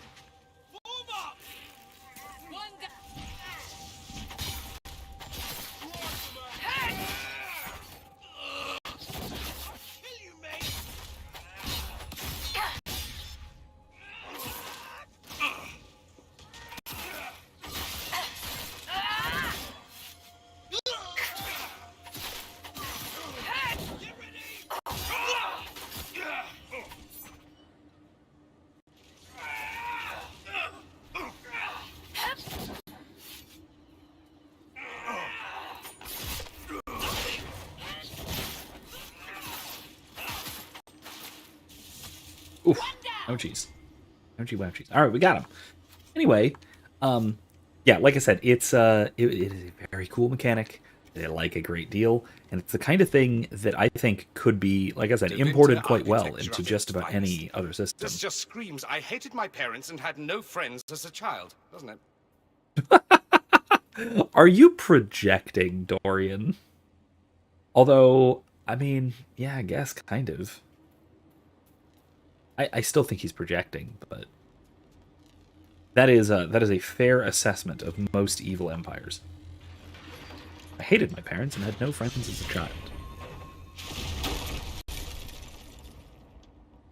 I mean, that describes Count Dooku.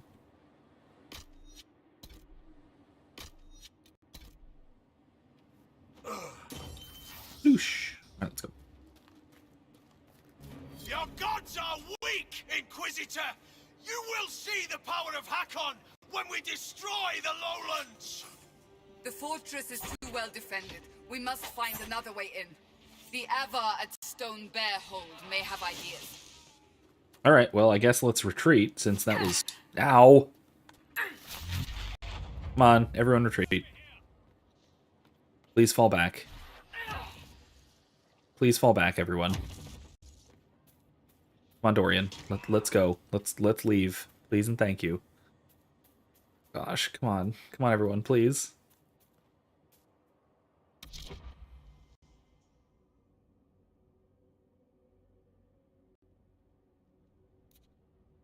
going to select all.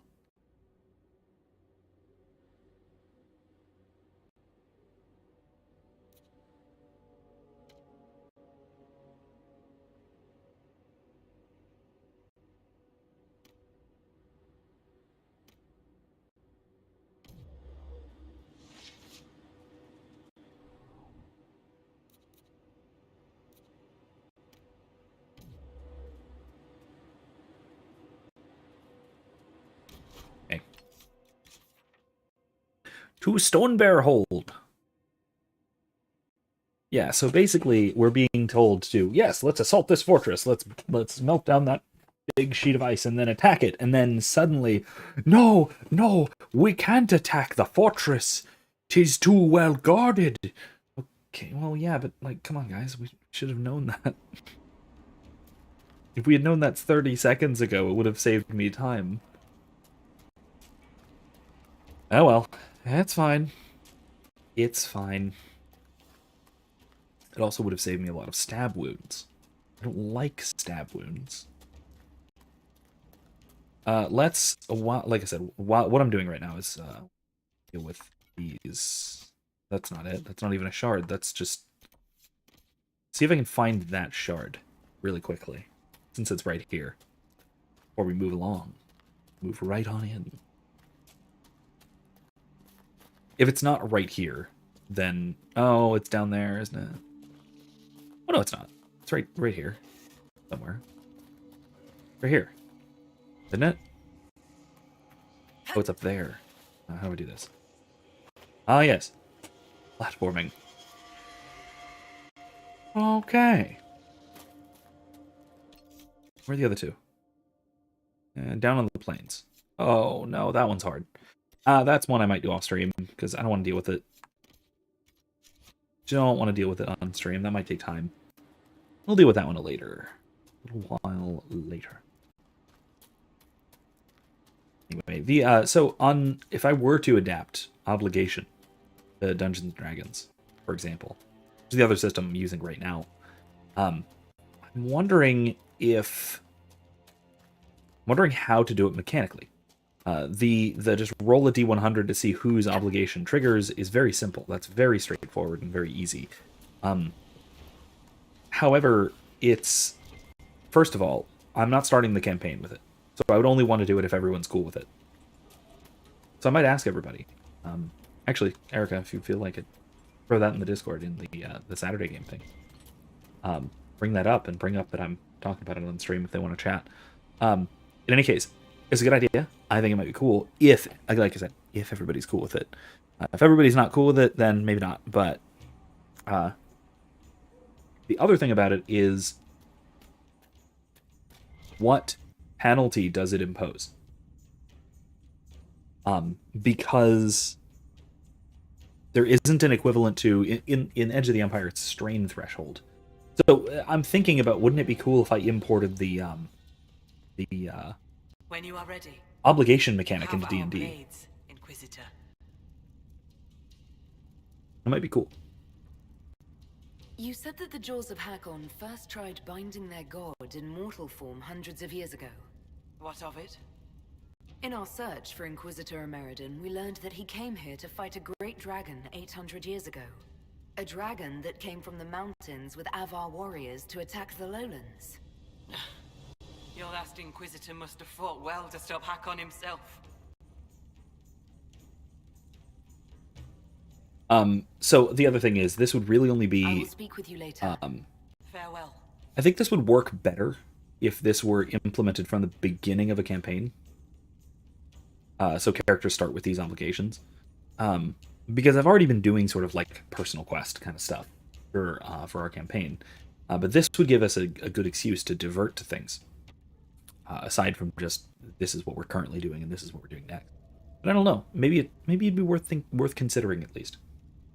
Like I said, it's a really cool mechanic, and it definitely adds some really nice variety to what's being done, to the questing and to the adventures and all that. So might be really cool to put into D&D, especially in a campaign where you're in a kind of civilized area, which our Saturday game certainly qualifies. We're based out of the City of Splendors of Waterdeep in the Forgotten Realms, the biggest city in that setting. So yeah, someone's obligation can easily come up. You have an obligation to somebody, or something out of a dark past, or whatever. Wait a minute. Hold on. I will speak with you later. Hour and 10 minutes? Walk with the lady's blessing. I'm gonna see. Just in case, I'm going to save. Let's save. Oh my.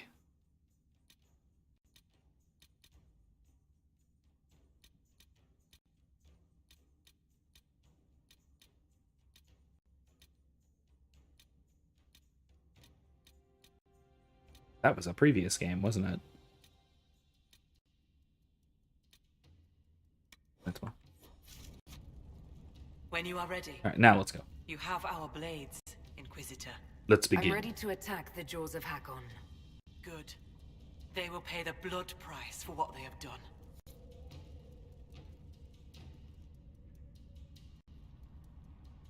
Your Skald and your Scout are here. We can plan the assault. Oh, I like the sound of Skald. It's more dramatic than Professor.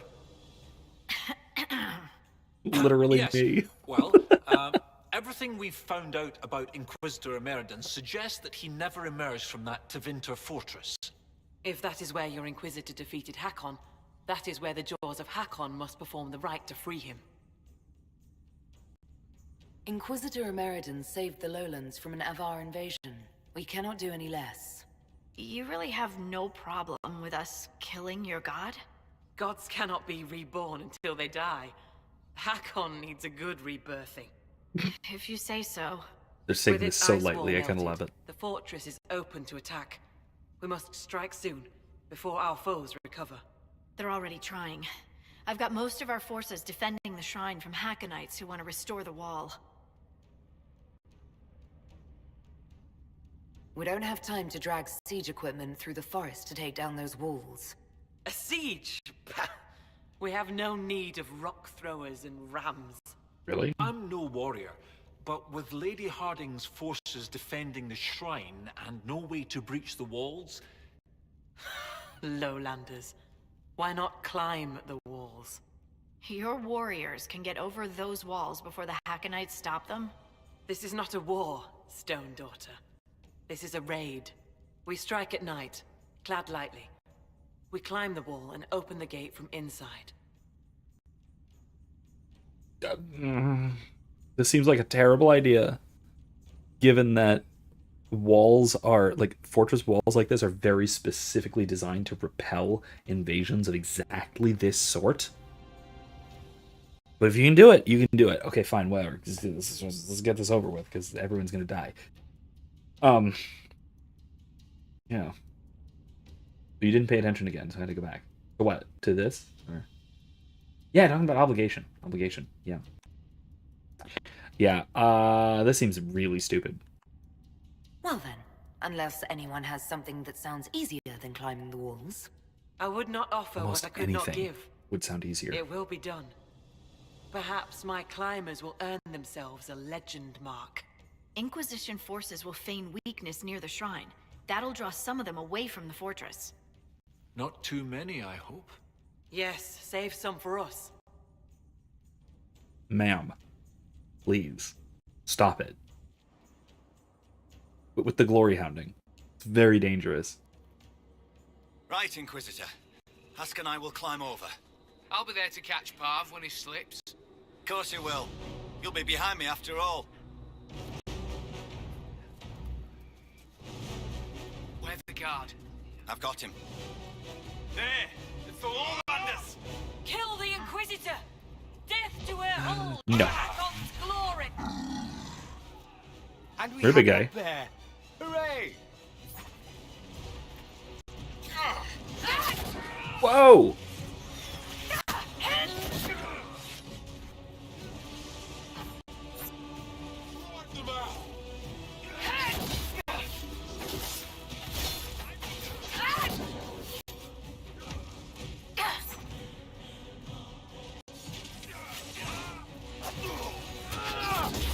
Lady, take it, goat woman! The bear is ours, right? That's Storvacher?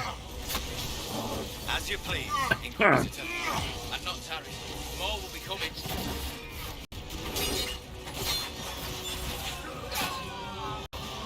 Come on.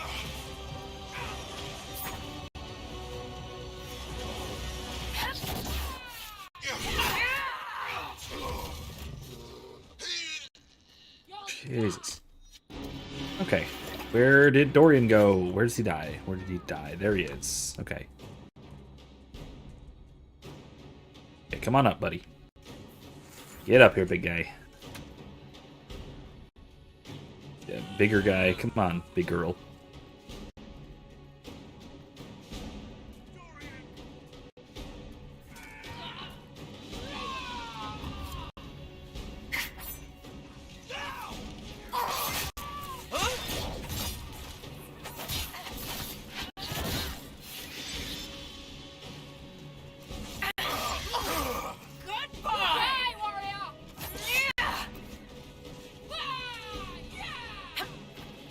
Nope, okay.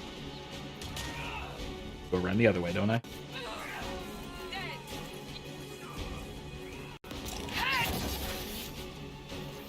The Avar were true to their word. Yeah, I gotta admit, that worked out shockingly well. Really, really shocking that they're not all dead. Alright, let's go. Oh, there's a lot of them fighting up there. No sign of the dragon. It must be in there.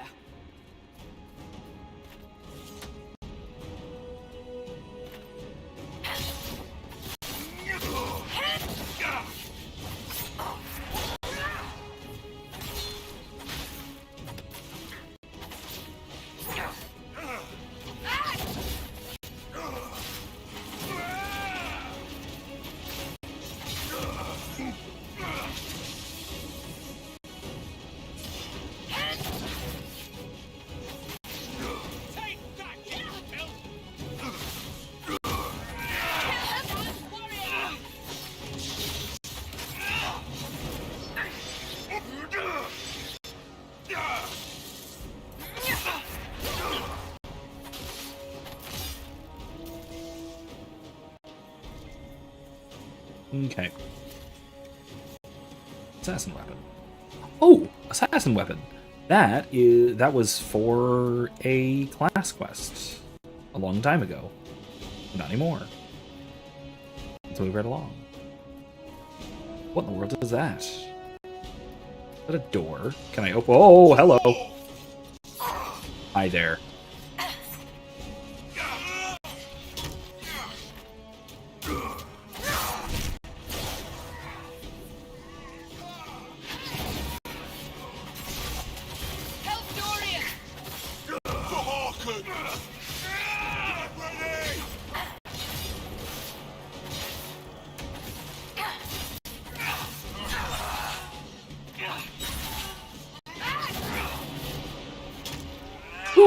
Okay. Alright, let's see what's in here. What are they hiding? Seem to be hiding something. And the big guy. Oh, okay. I guess not. In my imagination. Excuse me? What was that? What was that? What in the world was that? Hold on. That was weird. I need to see that again. What was that? We just got, like...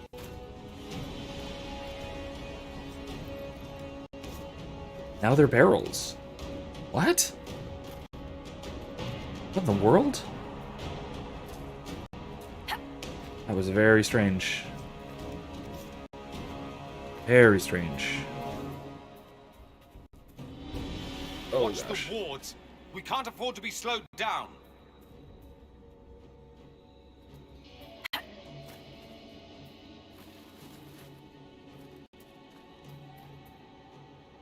Hmm.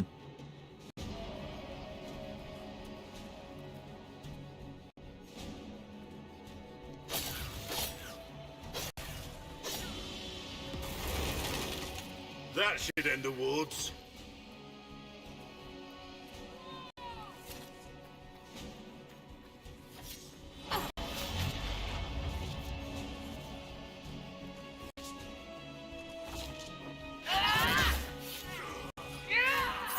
You die, warrior!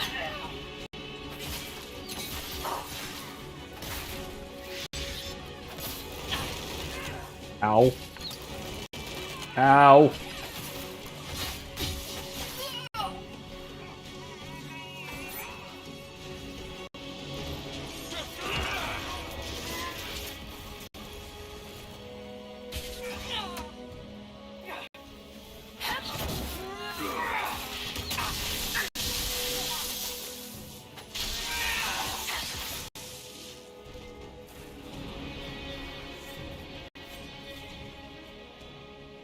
Yeah, those wards are basically like freezy landmines. That's kind of cool.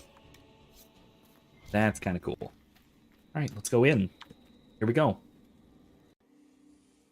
This isn't the end boss, but like I said, we might be able to finish this part and then wrap it up at the beginning of next week. We'll have to see. We have an hour. Little bit shy of an hour.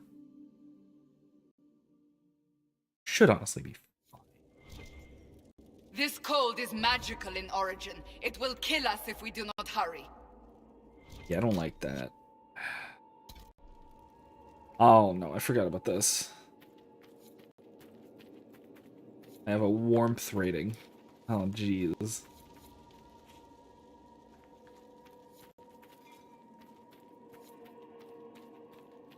Oh, and my controller's vibrating to indicate that everything is very You know, I'll bet I could do that.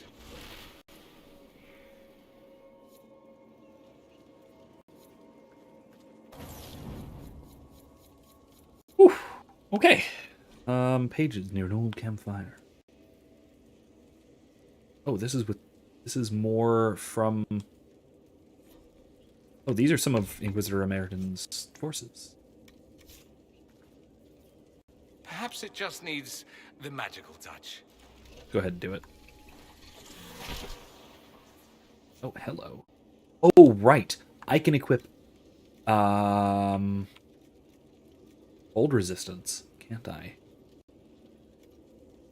There. Yes, I want to do that. Punish. Sandra. She kind of needs rock armor. Sarah.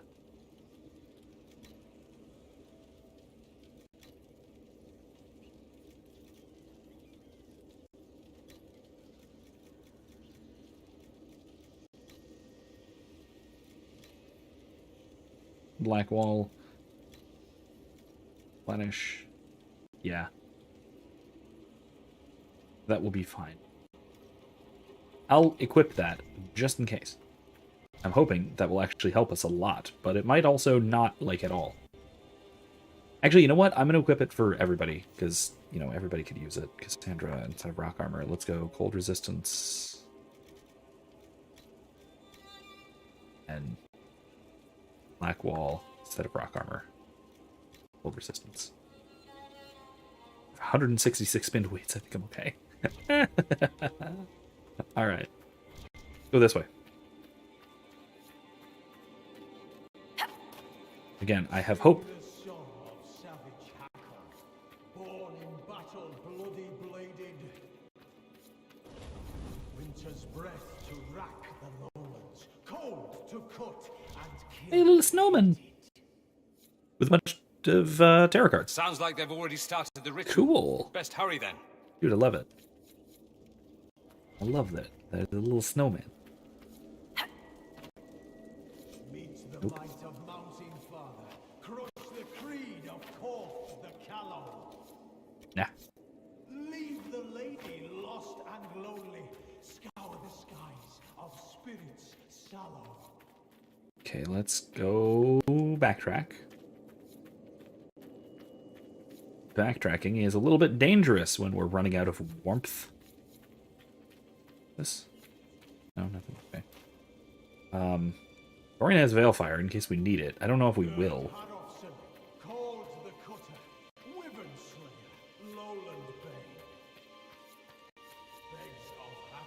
Anything this way? No.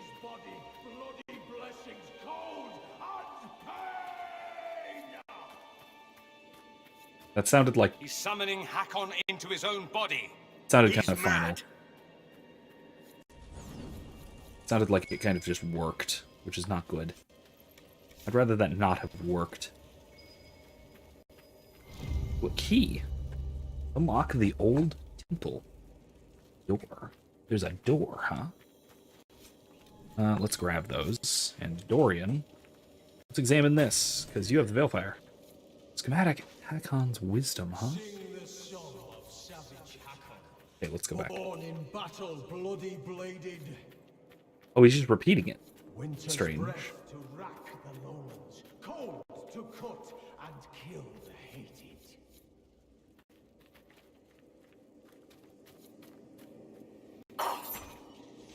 Die!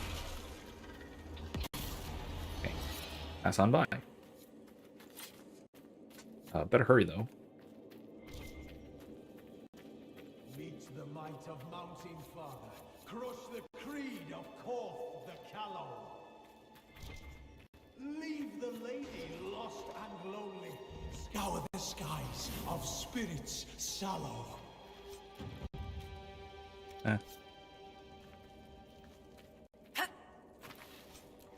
Nah. Ooh, Gerd Harfson. Gerd Harfson. They told me not to go, but I did. I had no love of mountains. Red Lion hold raids for goats and chickens. There are better fights in the lowlands. I am tall and strong, and they think me a great warrior. I bed many women with my tales. Why would I go back? Several pages have been torn out. The Darkspawn struck Red Lion hold. I heard the news in a tavern in Redcliffe. The blight took the land. The lady sends no messengers to blight-touched bodies. My kin will know no peace. I curse the lady. I curse Korth. I curse all the gods who let Red Lion fall. The people did the right, sang the songs. Why would the gods abandon Red Lion? Left the mercenaries I traveled with. They understood. Many have lost kin of their own to the blight. Several more illegible pages. I have taken the survivors. I know how to travel better than they do. The Thane is dead, but many warriors survive. Many people died from blight sickness, Harrof Tailspinner among them. Those who live say they ask the lowlanders for help, but they let Red Lion die. We must find a path. We have no need of Korth or the lady, not if they would abandon my people like the lowlanders did.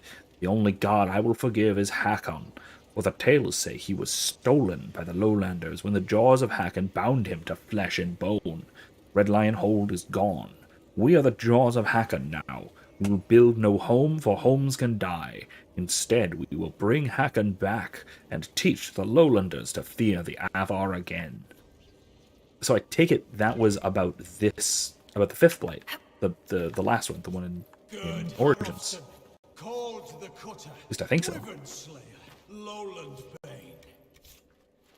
Begs of Hakkon. That's kind of cool. Mind Chill Staff. I don't actually need it. Cold and pain. Quick save right here. Yeah, no. Down we go. Oh, jeez.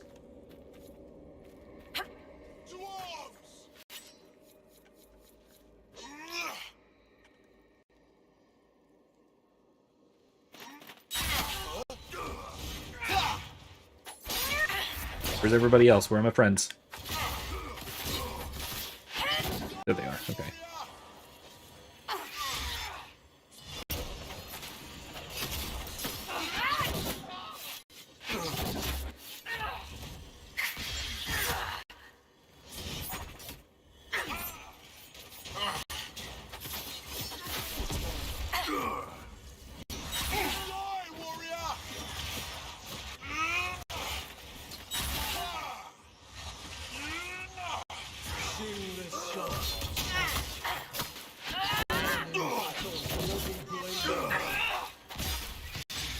Winter's breath to rack the lowlands, cold to cut and kill the hated. Move up! Take that, you pimp!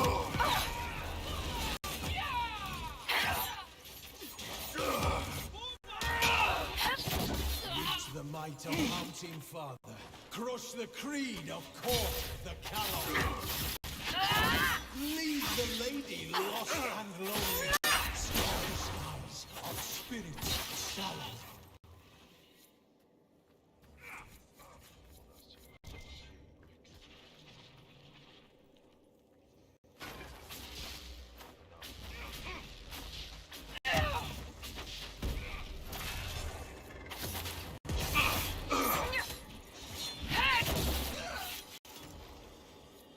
Gerd Harofson, called the Cutter, Wyvern Slayer, Lowland Bane.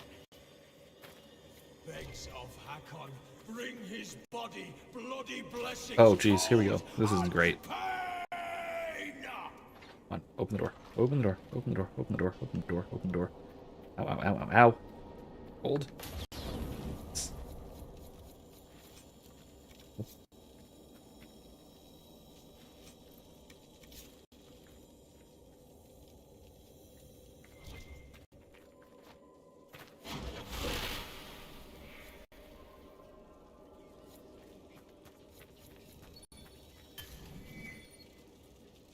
Mercy. Hakkon's Mercy seems an ironic name for, like, anything. The god of winter and battle.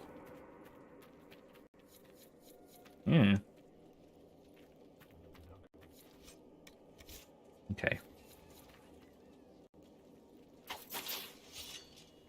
No, not do that. Sing the song of savage Hakkon. Nope. Born in battle, bloody bladed. Not that way. This way. Winter's breath to rack the lowlands, cold to cut and kill the hated.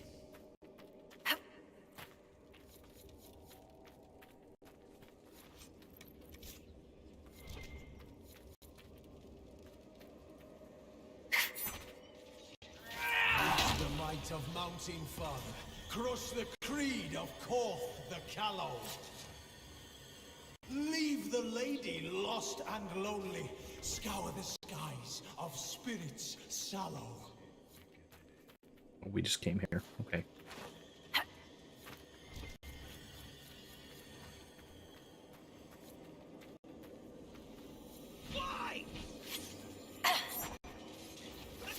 One down! Gerd Harofson, called the Cutter, Wyvern Slayer, Lowland Bay. Bring his body, bloody blessings, cold and pain!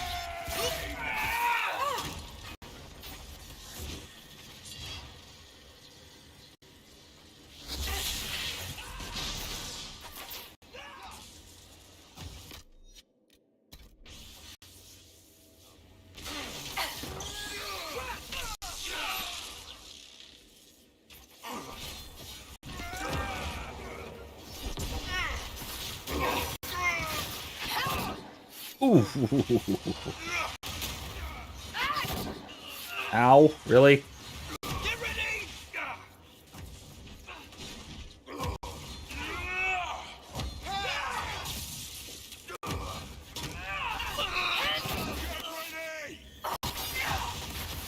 You die!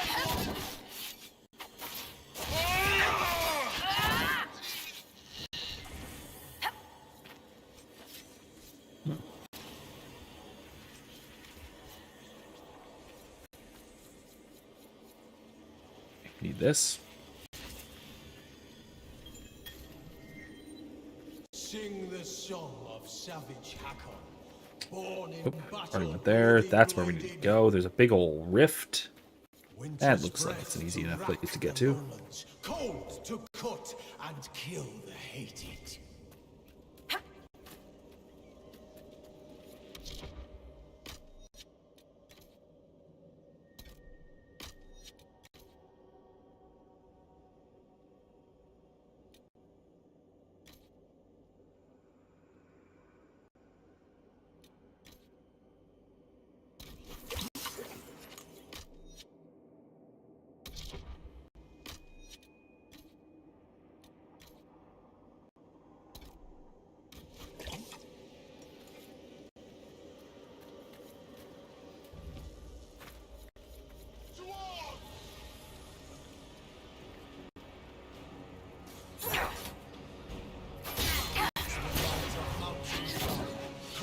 Oh, that's bad. Take out the others. We can't hurt Hakkon until they're out. Leave the lady lost and lonely. Spirits silent.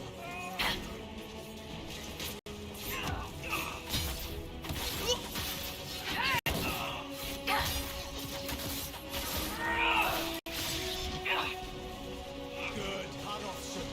Hold the cutter. Wyvernson. Lowland. Thanks of Hakkon. Bring his body. Bloody blessings.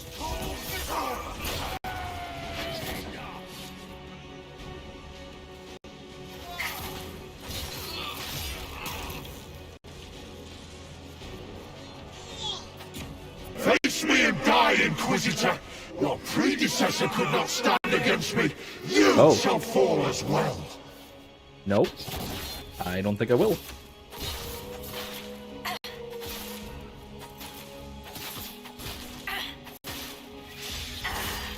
Ah, come on. There we go.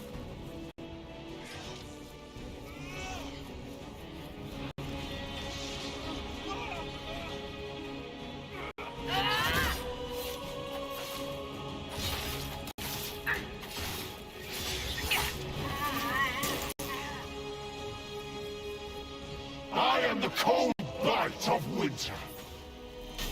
Oh, hello. How about I just do this? Damn things dousing the fires.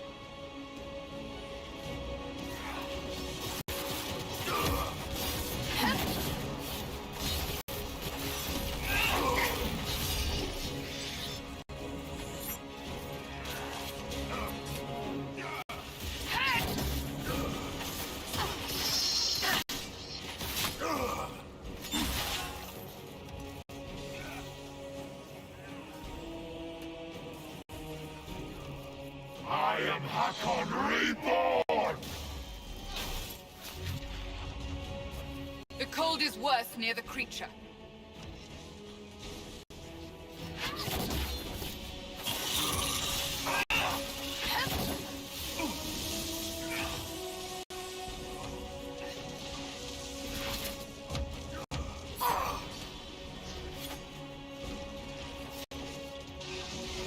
One left to worry about.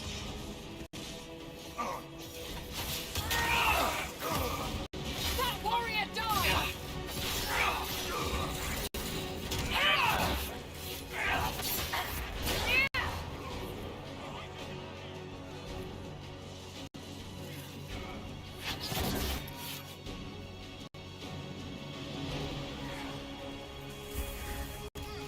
That warrior died!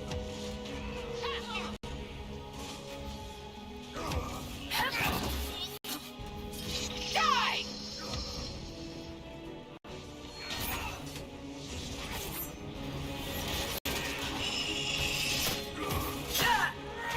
Ooh, that's not good.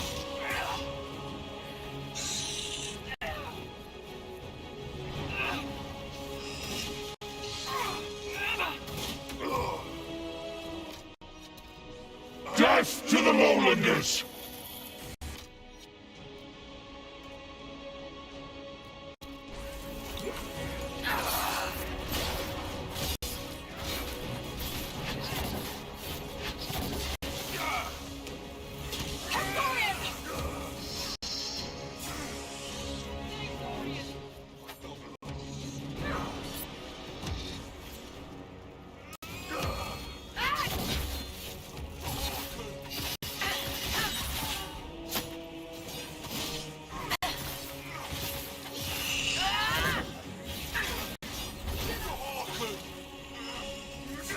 There's one more fire, and I need it.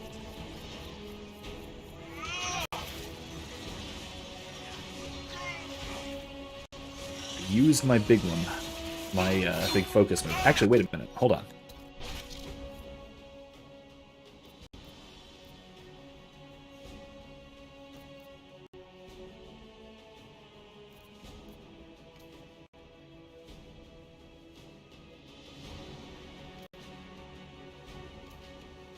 Plus blades.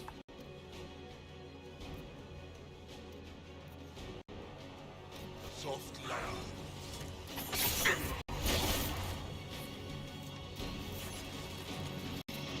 Well, that's very bad.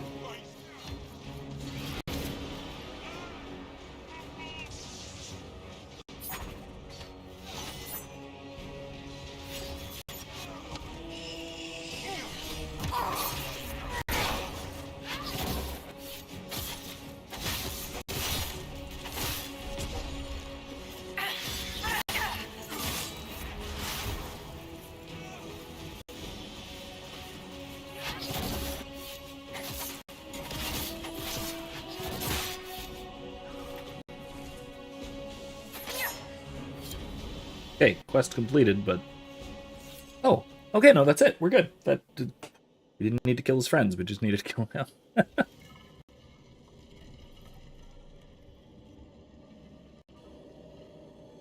Oh. Hello. Inquisitor. Inquisitor? How fares Draken? Has he brought the chant to the whole world yet? Inquisitor Ameridan, you disappeared in 120 Divine, around the time of the signing of the Navaran Accord. You say it as though it was... Uh-oh. How long? You were the last Inquisitor. There has not been another since you disappeared 800 years ago. Draken was my oldest friend. He would have sent someone to find me. I'm afraid Draken was a little busy with the Darkspawn pouring down from the Anderfels. I see. Tilana escaped the battle. Did she... Do the records say what became of her? Now we have to tell him the truth. He needs to know. She returned to the island. From what we can tell, she died trying to reach you through dreams. I asked her not to. She was a good hunter and the love of my life, but she never... I never wanted this job. Hunting demons was so much simpler than politics. The same. Inquisitor Ameridan, how could the leader of the Seekers be a mage? Has history forgotten so much? I was not a Seeker myself, as most Inquisitors were. I used my magical gifts in the hunting of demons in Maleficarum. Do the Seekers no longer welcome the aid of mages? No, that was forgotten. Among many other things.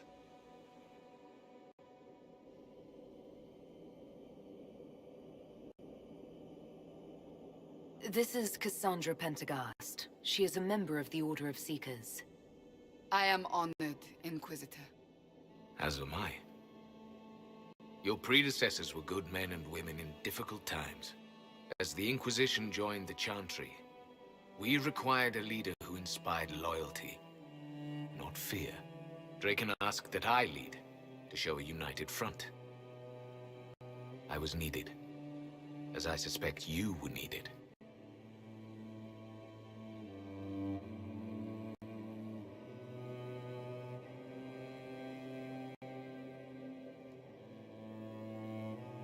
It hasn't all been bad.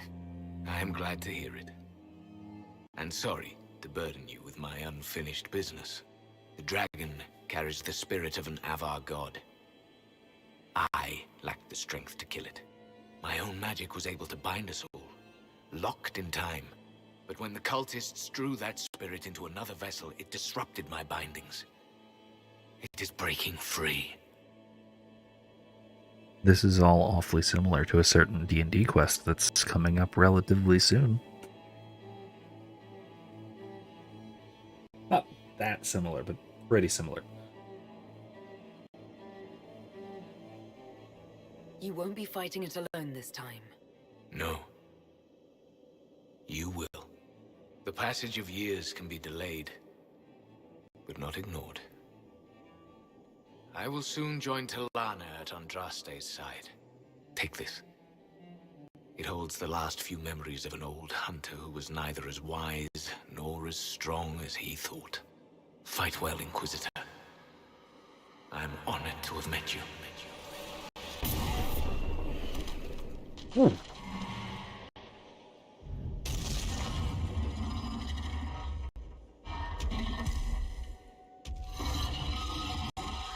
This is not a good place to fight a dragon. We'll have to deal with that dragon, especially if it's possessed again. Okay. We got a half an hour to deal with the dragon. Okay. Yeah, that's a thing we can do.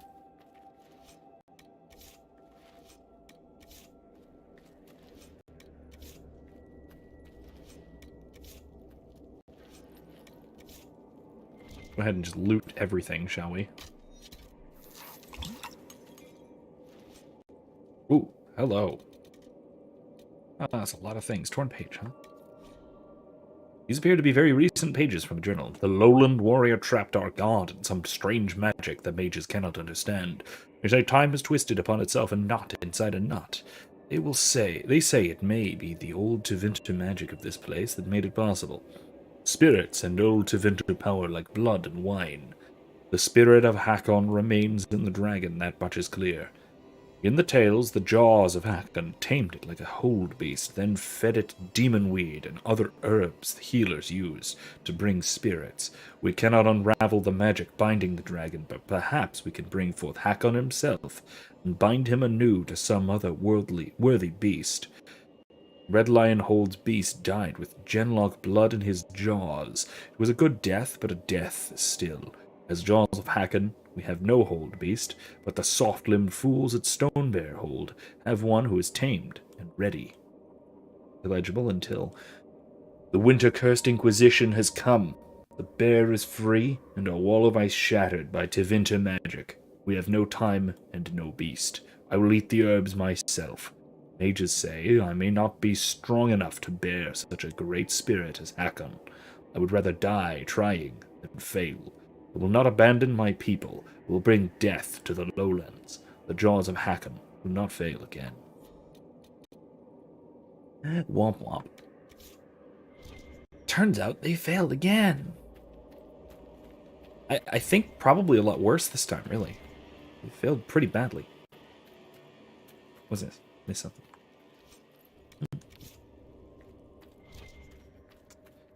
Let's level everybody else except for Evelyn doesn't have anything. Yes, I know Evelyn in the thing, but Sable doesn't have anything at the moment. Any passives to go for? I could just start giving him Battlemaster stuff.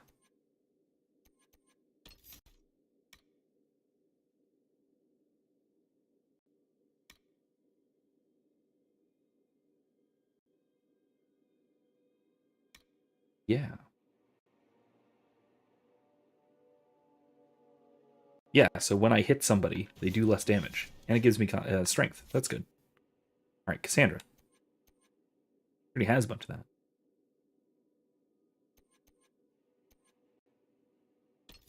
What does this do? Rally.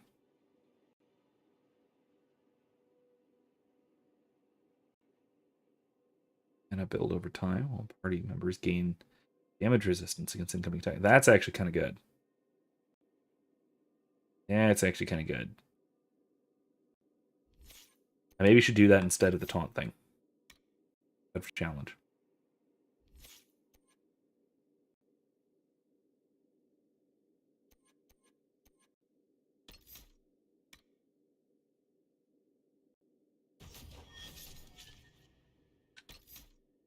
That will do.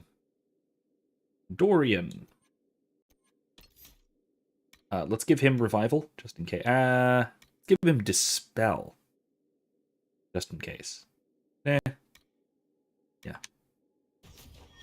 Dispel, just in case. He's probably not going to use it much, but there it is. Okay, cool. Get this. Armor of the Dragon Hunter. Ooh. Let's try that on, shall we? That looks cool. It's nowhere near as good as what I'm actually wearing, though. Oh, man. It's so cool, though. That is Inquisition ceremonial armor if I've ever seen it. Helm of the Dragon Hunter. That's very good. Heal bonus, willpower. Gives me cunning and dexterity, though. Cunning and dexterity I need a lot more. Darn. Who should take that?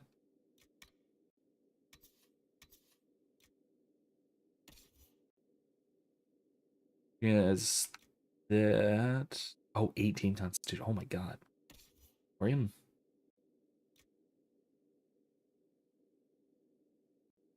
That's magic. No, man, that's... No. I already have... My stuff's too good. Stuff I have is way too good. Darn. Kind of disappointing. Alright, let's get out of here. Frostback Basin.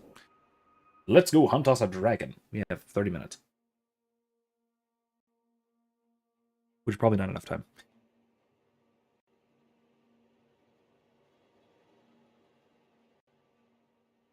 We'll see. Maybe. I don't know. I believe that this is just... Erica, the bot, kill it. Oh my god, it's just really spamming. Done.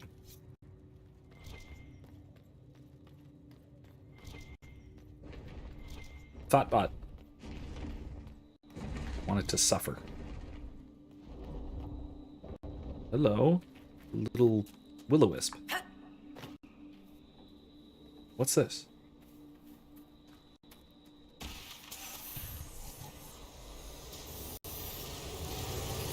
We have a plan. Heron and Arena will lead the Ava elsewhere, so Talana and I can deal with the dragon. My spirit companion believes we can seal the dragon away, even if we cannot kill it. It is less clear whether I can do so without sealing myself in as well. But I have little choice. This beast will wreak devastation across Orlais unless we stop it now. He saved all of Orlais from the Avar, and no one ever knew. Heroism shouldn't be about fame. It's about doing what's needed, no matter the cost. That actually brings up something else.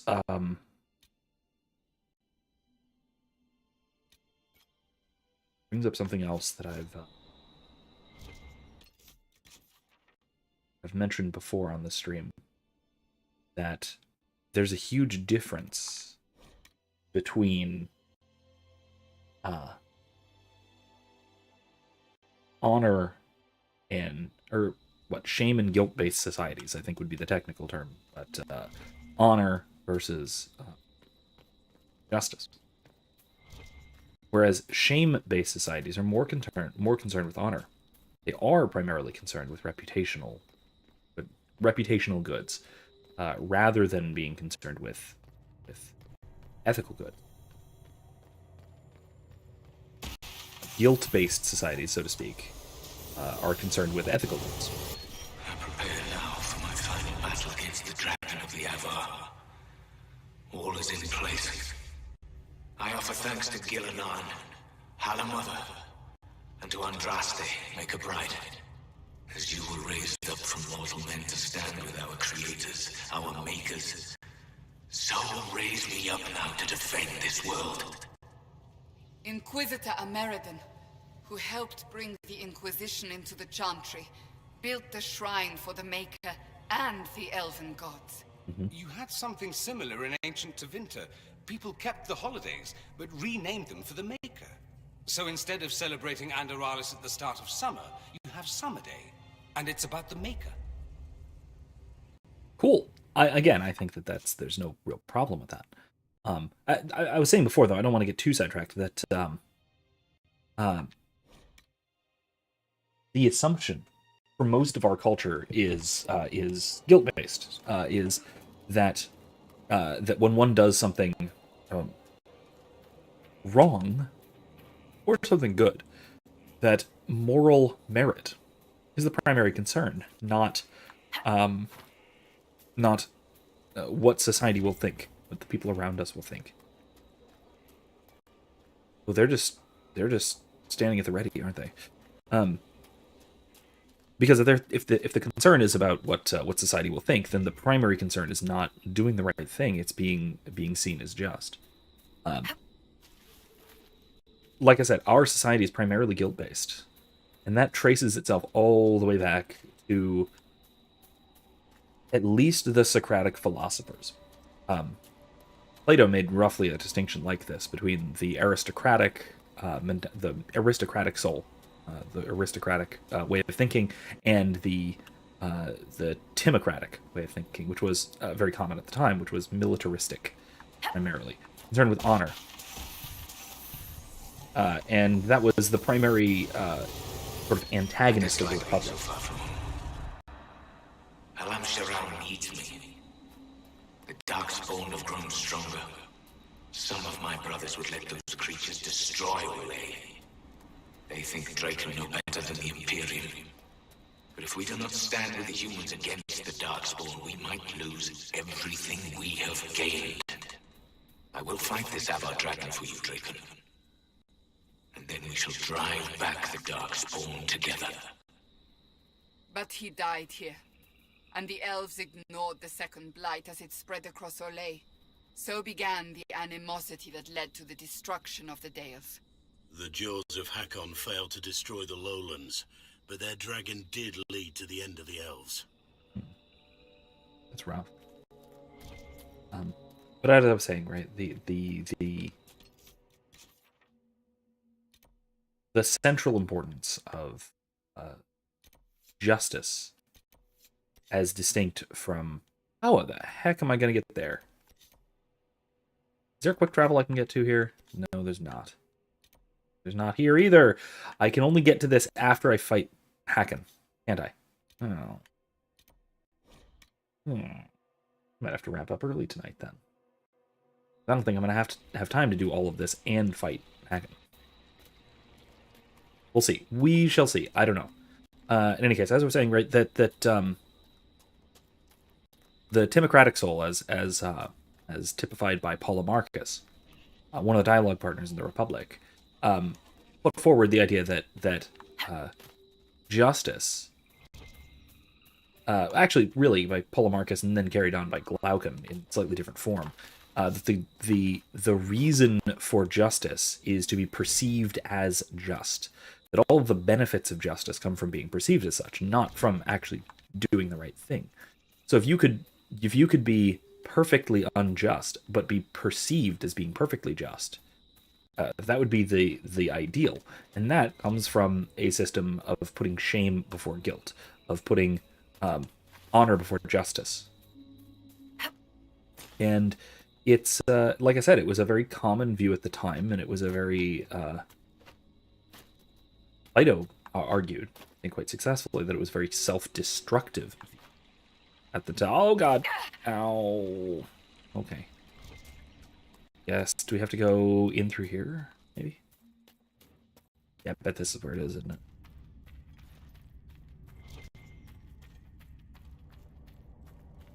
Sheldon says, have you read the Immortal Hulk comic book? Pretty thoughtful for a superhero comic. You might like it. No, I haven't. I'm somewhat familiar with some of the Hulk stories, but he's probably... I don't read a lot of comic books, really. especially not a lot of superhero comics. But I am roughly familiar with a lot of their storylines from reading synopses and things and such, because a lot of the stories are very interesting. So I may be roughly familiar with it. But I will also say that the Hulk is probably the of the big characters in Marvel, probably the one I'm the least familiar with. Most of the superhero comics I have read have been DC rather than, and even then, not too many.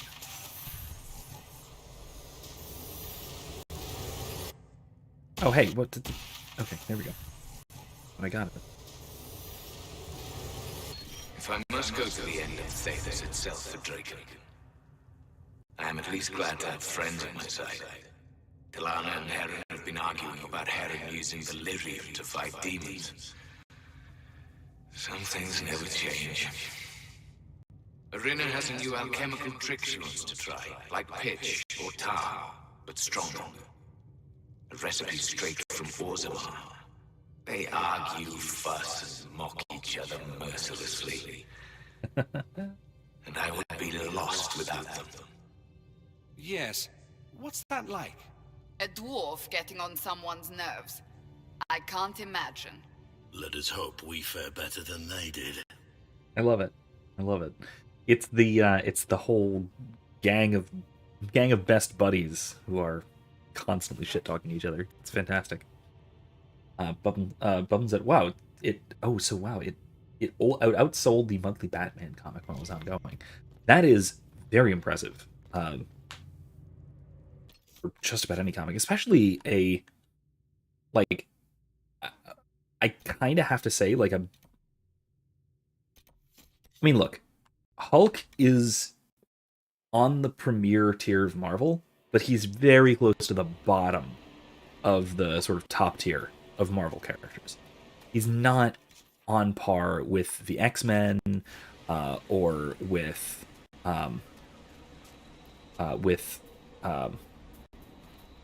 Spider-Man. Definitely not Spider-Man. Spider-Man is the top tier Marvel character as far as probably as far as sales go too, right? I would think.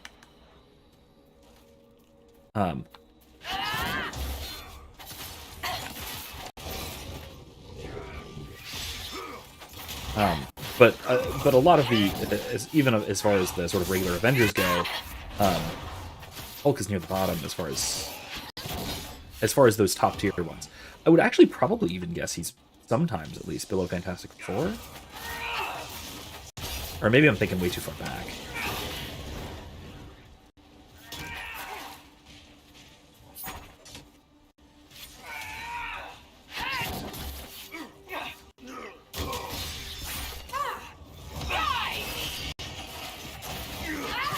I'm wasting time fighting random critters. Yeah, I agree it in the mainstream at least. Yeah, that's true. That is true.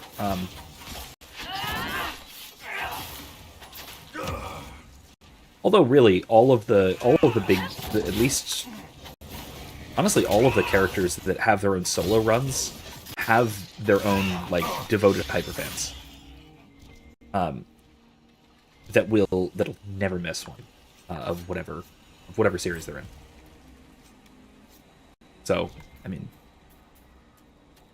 that kind of popularity is at least barring a really bad run, which honestly a lot of characters have been having lately, but barring a really bad run, pretty much every character that has solo runs has that sort of inbuilt audience that is really hard to get rid of. That said, damn, they're trying to get rid of those hardcore audiences so hard. Yeah, a lot of the major characters are losing that core audience these days, but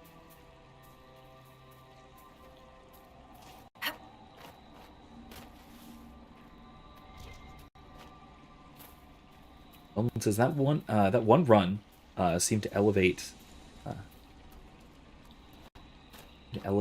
I assume Hulk to a more niche comic,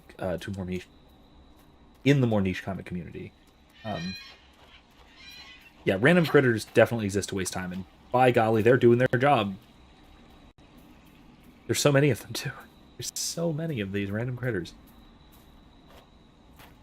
Is this gonna... Am I gonna have to... I'm gonna have to try and jump it. Okay, here we go. Whee! Phoenix says, Marvel Phase 4 be like, let's just get rid of all the fans that have, that gave us money in the first place. Yeah. I mean, it's not just Marvel Phase 4. Honestly, it goes back further than that in the comics. History of the Aqueducts? Not that mysterious, it's an aqueduct. It goes back in the comics, I think primarily to, like, the big drop-off was in the All New, All Different. The, like, early 2010s, 10 years ago or so. I think that's where the real drop-off started as far as comic fans. And funny enough, that is most of the source material that they're adapting for Phase 4. Bowman says, I haven't seen many of the Phase 4 movies. I saw Love and Thunder.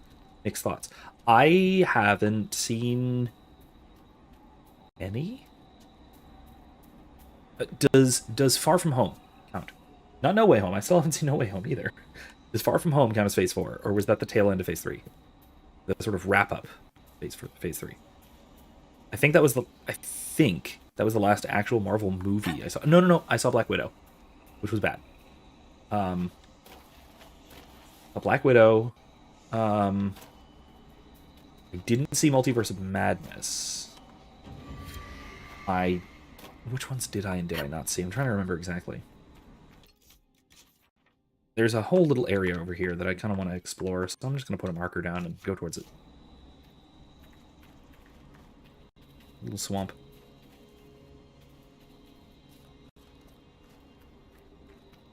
I'm trying to think. Has there been another one that I've seen since No Way Home? Or since Far From Home, not No Way Home, Far From Home. I don't think so. I will say that the last movie, like, sum total, the absolute last movie that I saw in theaters was Endgame. I have not seen a movie in theaters since Endgame. And I'm kind of okay with it. I mean, that's not great. There are movies that I've kind of wanted to see since then. Not too many. Like, I really did want to see Top Gun Maverick in theaters. So that'd be a cool one in theaters. I don't really have the time. Especially with the whole gaggle of youngsters around. Let's go around. I don't want to deal with those guys. Gurgit, whatever it is. Bubble says Christian Bale was good but underutilized. Jane Foster Thor was cool. Use of color was sometimes cool. Had a couple of neat visuals, but the story was never compelling. Yeah, that's a lot of what I was hearing. That the biggest problems were the story, and from what I've seen of it. And I've seen a lot of it. I've seen summaries, I've seen clips, I've seen all sorts of stuff like that. That a lot of the problems were the problems of Ragnarok turned up to 11.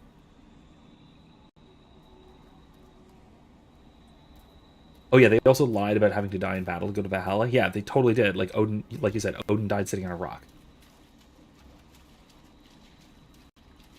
Bourgeoisie doesn't play by the rules. Oh, Phoenix says it's like the Game of Thrones TV show running out of George's books to adapt. They stand on the shoulders of giants and hit the ground hard. Yes. Yes. Honestly, I did not like Ragnarok either. There were a couple of moments that I really did like.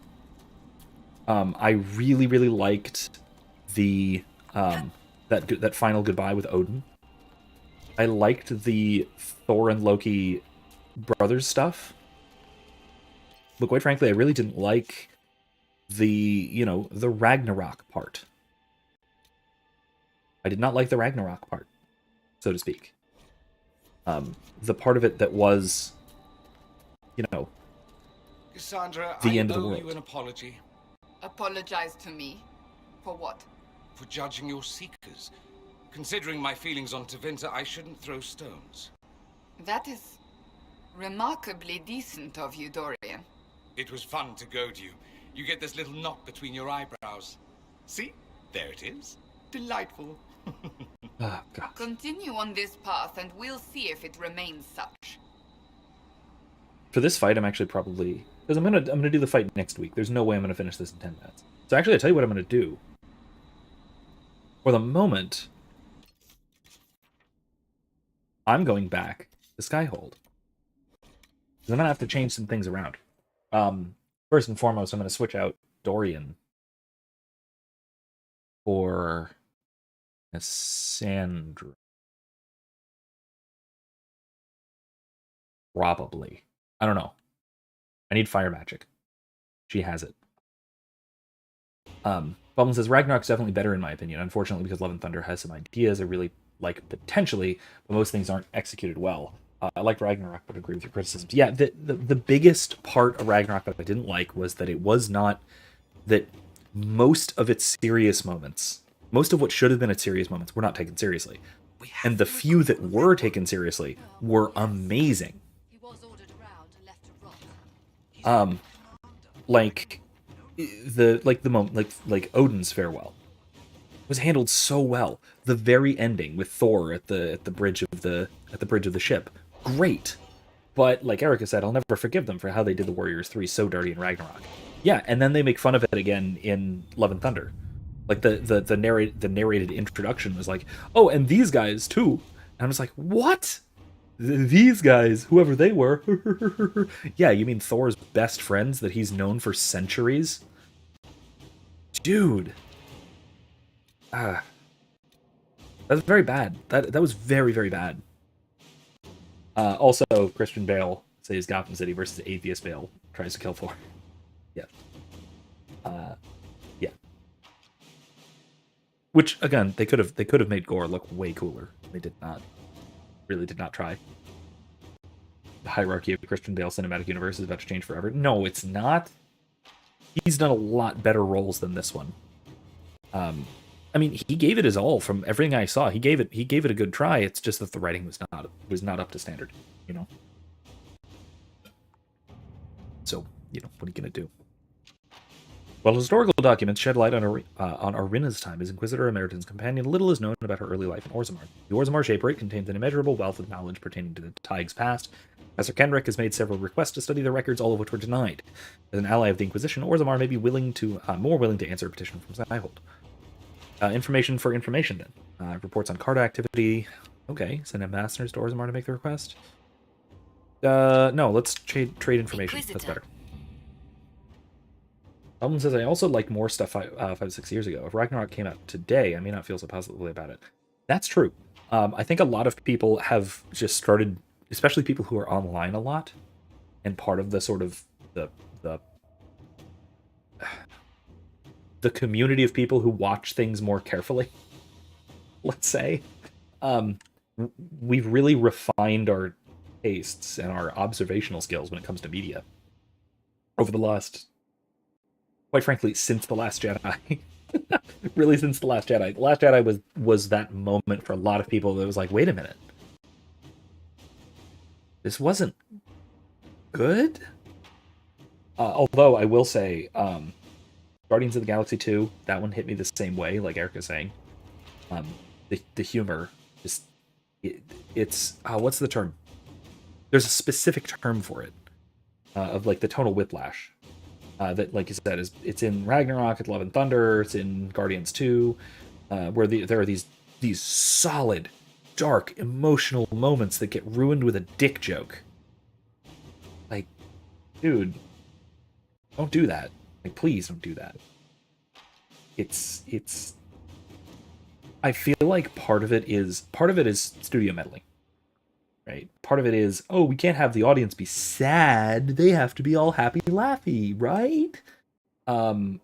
But you know, but part of it is also James Gunn kind of writes like that. Taika Waititi just kind of writes like that, because especially Taika Waititi is like 7 years old, at least up here. So yeah, I don't know. Yeah, Bum says the MCU lost its mind with humor after the first Guardians of the Galaxy was a huge hit. Yeah, they just started trying to shove that formula into everything, and in situations where it doesn't work. It worked in the first Guardians movie because it was all wacky and crazy, and it was a bunch of like oddball screw ups going on a big old adventure time. But if it hadn't been that, if it had been a more serious situation, like it was in Volume 2, or like it was in Ragnarok, that kind of like tonal schizophrenia, I usually call it, is just. Yeah. Also, yeah, like you said, like Erica said, Erica says, yeah, we know this movie looks like shit. Yeah, like, you know, that interview that he and what's her name, Valkyrie did about the VFX, and like, that doesn't look real, does it? And no, it doesn't. And they're making fun of people who worked on their movie that they basically like sweatshop to death. Phoenix said, Christian Bale, I'm going to make the movie good. Taika, sorry, bro. That's not possible. Why isn't it possible? Just not, bro. Why not, you stupid bastard? Oh, man. Yeah. Oh, man, I should make an edit of that. I should really make an edit of that. Goblin says, I got emotional over Rocket's arc in Volume 2. Didn't get invested in Yondu's arc. Seems opposite to most people's experience with that movie. I honestly kind of liked both. It was just they were both executed really poorly because like they would have these super serious moments of like Rocket having an emotional breakdown, and then he just gets called Rabbit, and everyone just does a little haha. And like Yondu Yondu goes to sacrifice himself for Peter, but then we're reminded over and over that he was threatening to eat him for 20 years. And I was like, what, dude? No. Yeah, exactly. So, like Erica said, same thing. Ellen says, would not be surprised if Taika doesn't direct another MCU movie.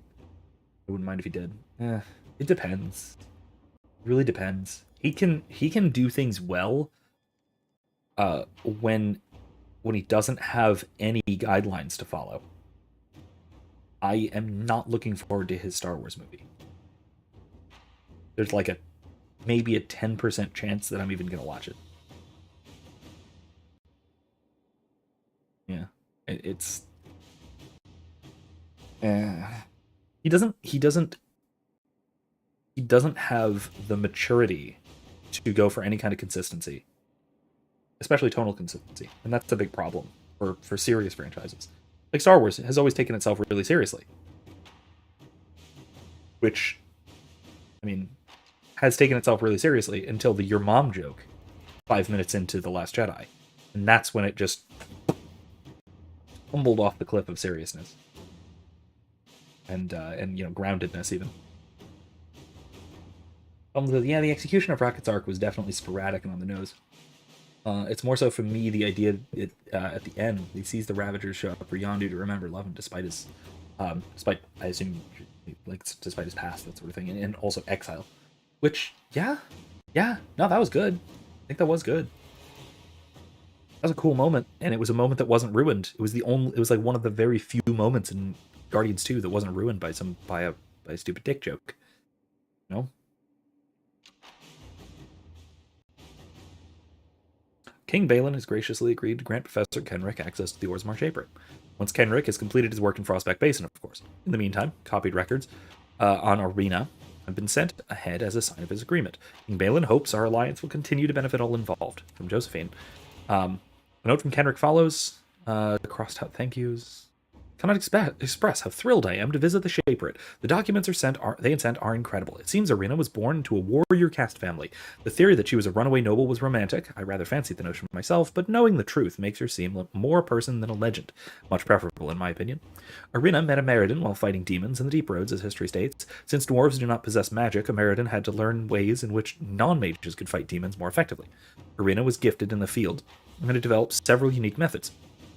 Apparently, Arena did not get along with Meriden's friend Harren at the time. It was quite the shock when she announced her departure from the Tig, especially since it put a damper on betrothal talks between Arena's family and another well-to-do house. The documents also include some descriptions of Arena's combat methods that may be interest to your commander. I will see that these remain in Skyhold's possession. Professor Bram Kenrick, University of Overlay. Nice. After pushing on the whales. Yeah, and he gets the acceptance from... I don't know about the getting the acceptance from the team thing. I may not have been your father, but I am your daddy who threatened to eat you for 20 years. That's... Bussin' for no cap. Yeah, okay, whatever that means. I'll see you later, Phoenix. Then Relics of Turda Axe. I'm going to do these last things, and then we'll wrap up for the night, and then... Oh, I should mention before you go, if it's not too late... Make sure you, if you're available, join in on Monday because we're going to be watching and commenting on and critiquing a video essay about Knights of the Old Republic. So anybody who wants to and is available can join in. Just join the Discord and let me know that you'd like to. On Monday, usual time, 9 to midnight my time, Eastern. And if you're interested, jump on in. We're going to watch as much of it as we can, as much of this video essay as we can. And give it some of our thoughts. See what we have to say. See what good thoughts he has, what bad thoughts he has, and what we have to say as well about the game itself. So that's going to make a nice little transition between KOTOR 1 and KOTOR 2. So that'll be a very fun thing for us to do on Monday. Then Thursday, we're going to be right back here, finishing up Jaws of Hakkon, and then moving on to some other overworld kind of stuff. So let me do this one. So the Avar of Stonebear Hold greatly respect Turda Brightaxe, the legendary founder of the Avar. An early research located the spot where many of Turda Brightaxe's possessions were left. Her body, of course, had been destroyed in accordance with how the Avar deal with their dead. While her weapon, apparently a mage's staff rather than an axe, may be no longer available, Stonebear Hold would likely appreciate other relics found at the site. Undisturbed, except for the staff we removed. Let us tell the Avar site where it is so they can find it themselves. Yes, let us present Turda's relics with ceremony as gifts. I like that idea. Let us begin. The Jade Ham? Oh my god. Perfect. Stonebear Hold is extremely grateful for the relics. According to Thane Sunhair, their recovery has already spawned new tales of their legendary leader, and as the Inquisition that offered such a generous gift. It is interesting to note that the Avar were completely unsurprised by Turda being a mage. While it was lost to Ferelden history, it evidently was taken as unspoken truth among the Avar. Cool. And one more. Then Skywatcher to Stonebear Hold. Skywatcher, the Avar healer we encountered in the Fallow Mire, is evidently respected across many holds as a wise and practical man. He has expressed an interest in seeing Stonebear Hold. Having him pay the hold a visit on behalf of the Inquisition might garner more respect with them. Skywatcher is from a different hold, some friendly competition and tests of strength. Oh, that's a good idea. As an honored guest, let's have him arm wrestle somebody. Or, punch someone to death. Skywatcher caused quite a stir in Stonebear Hold. The feats of strength and skill were raucous, exuberant, and quite necessary, according to Thane Sunhair, who declared Skywatcher as good in the fighting pit as he was in the bedroll.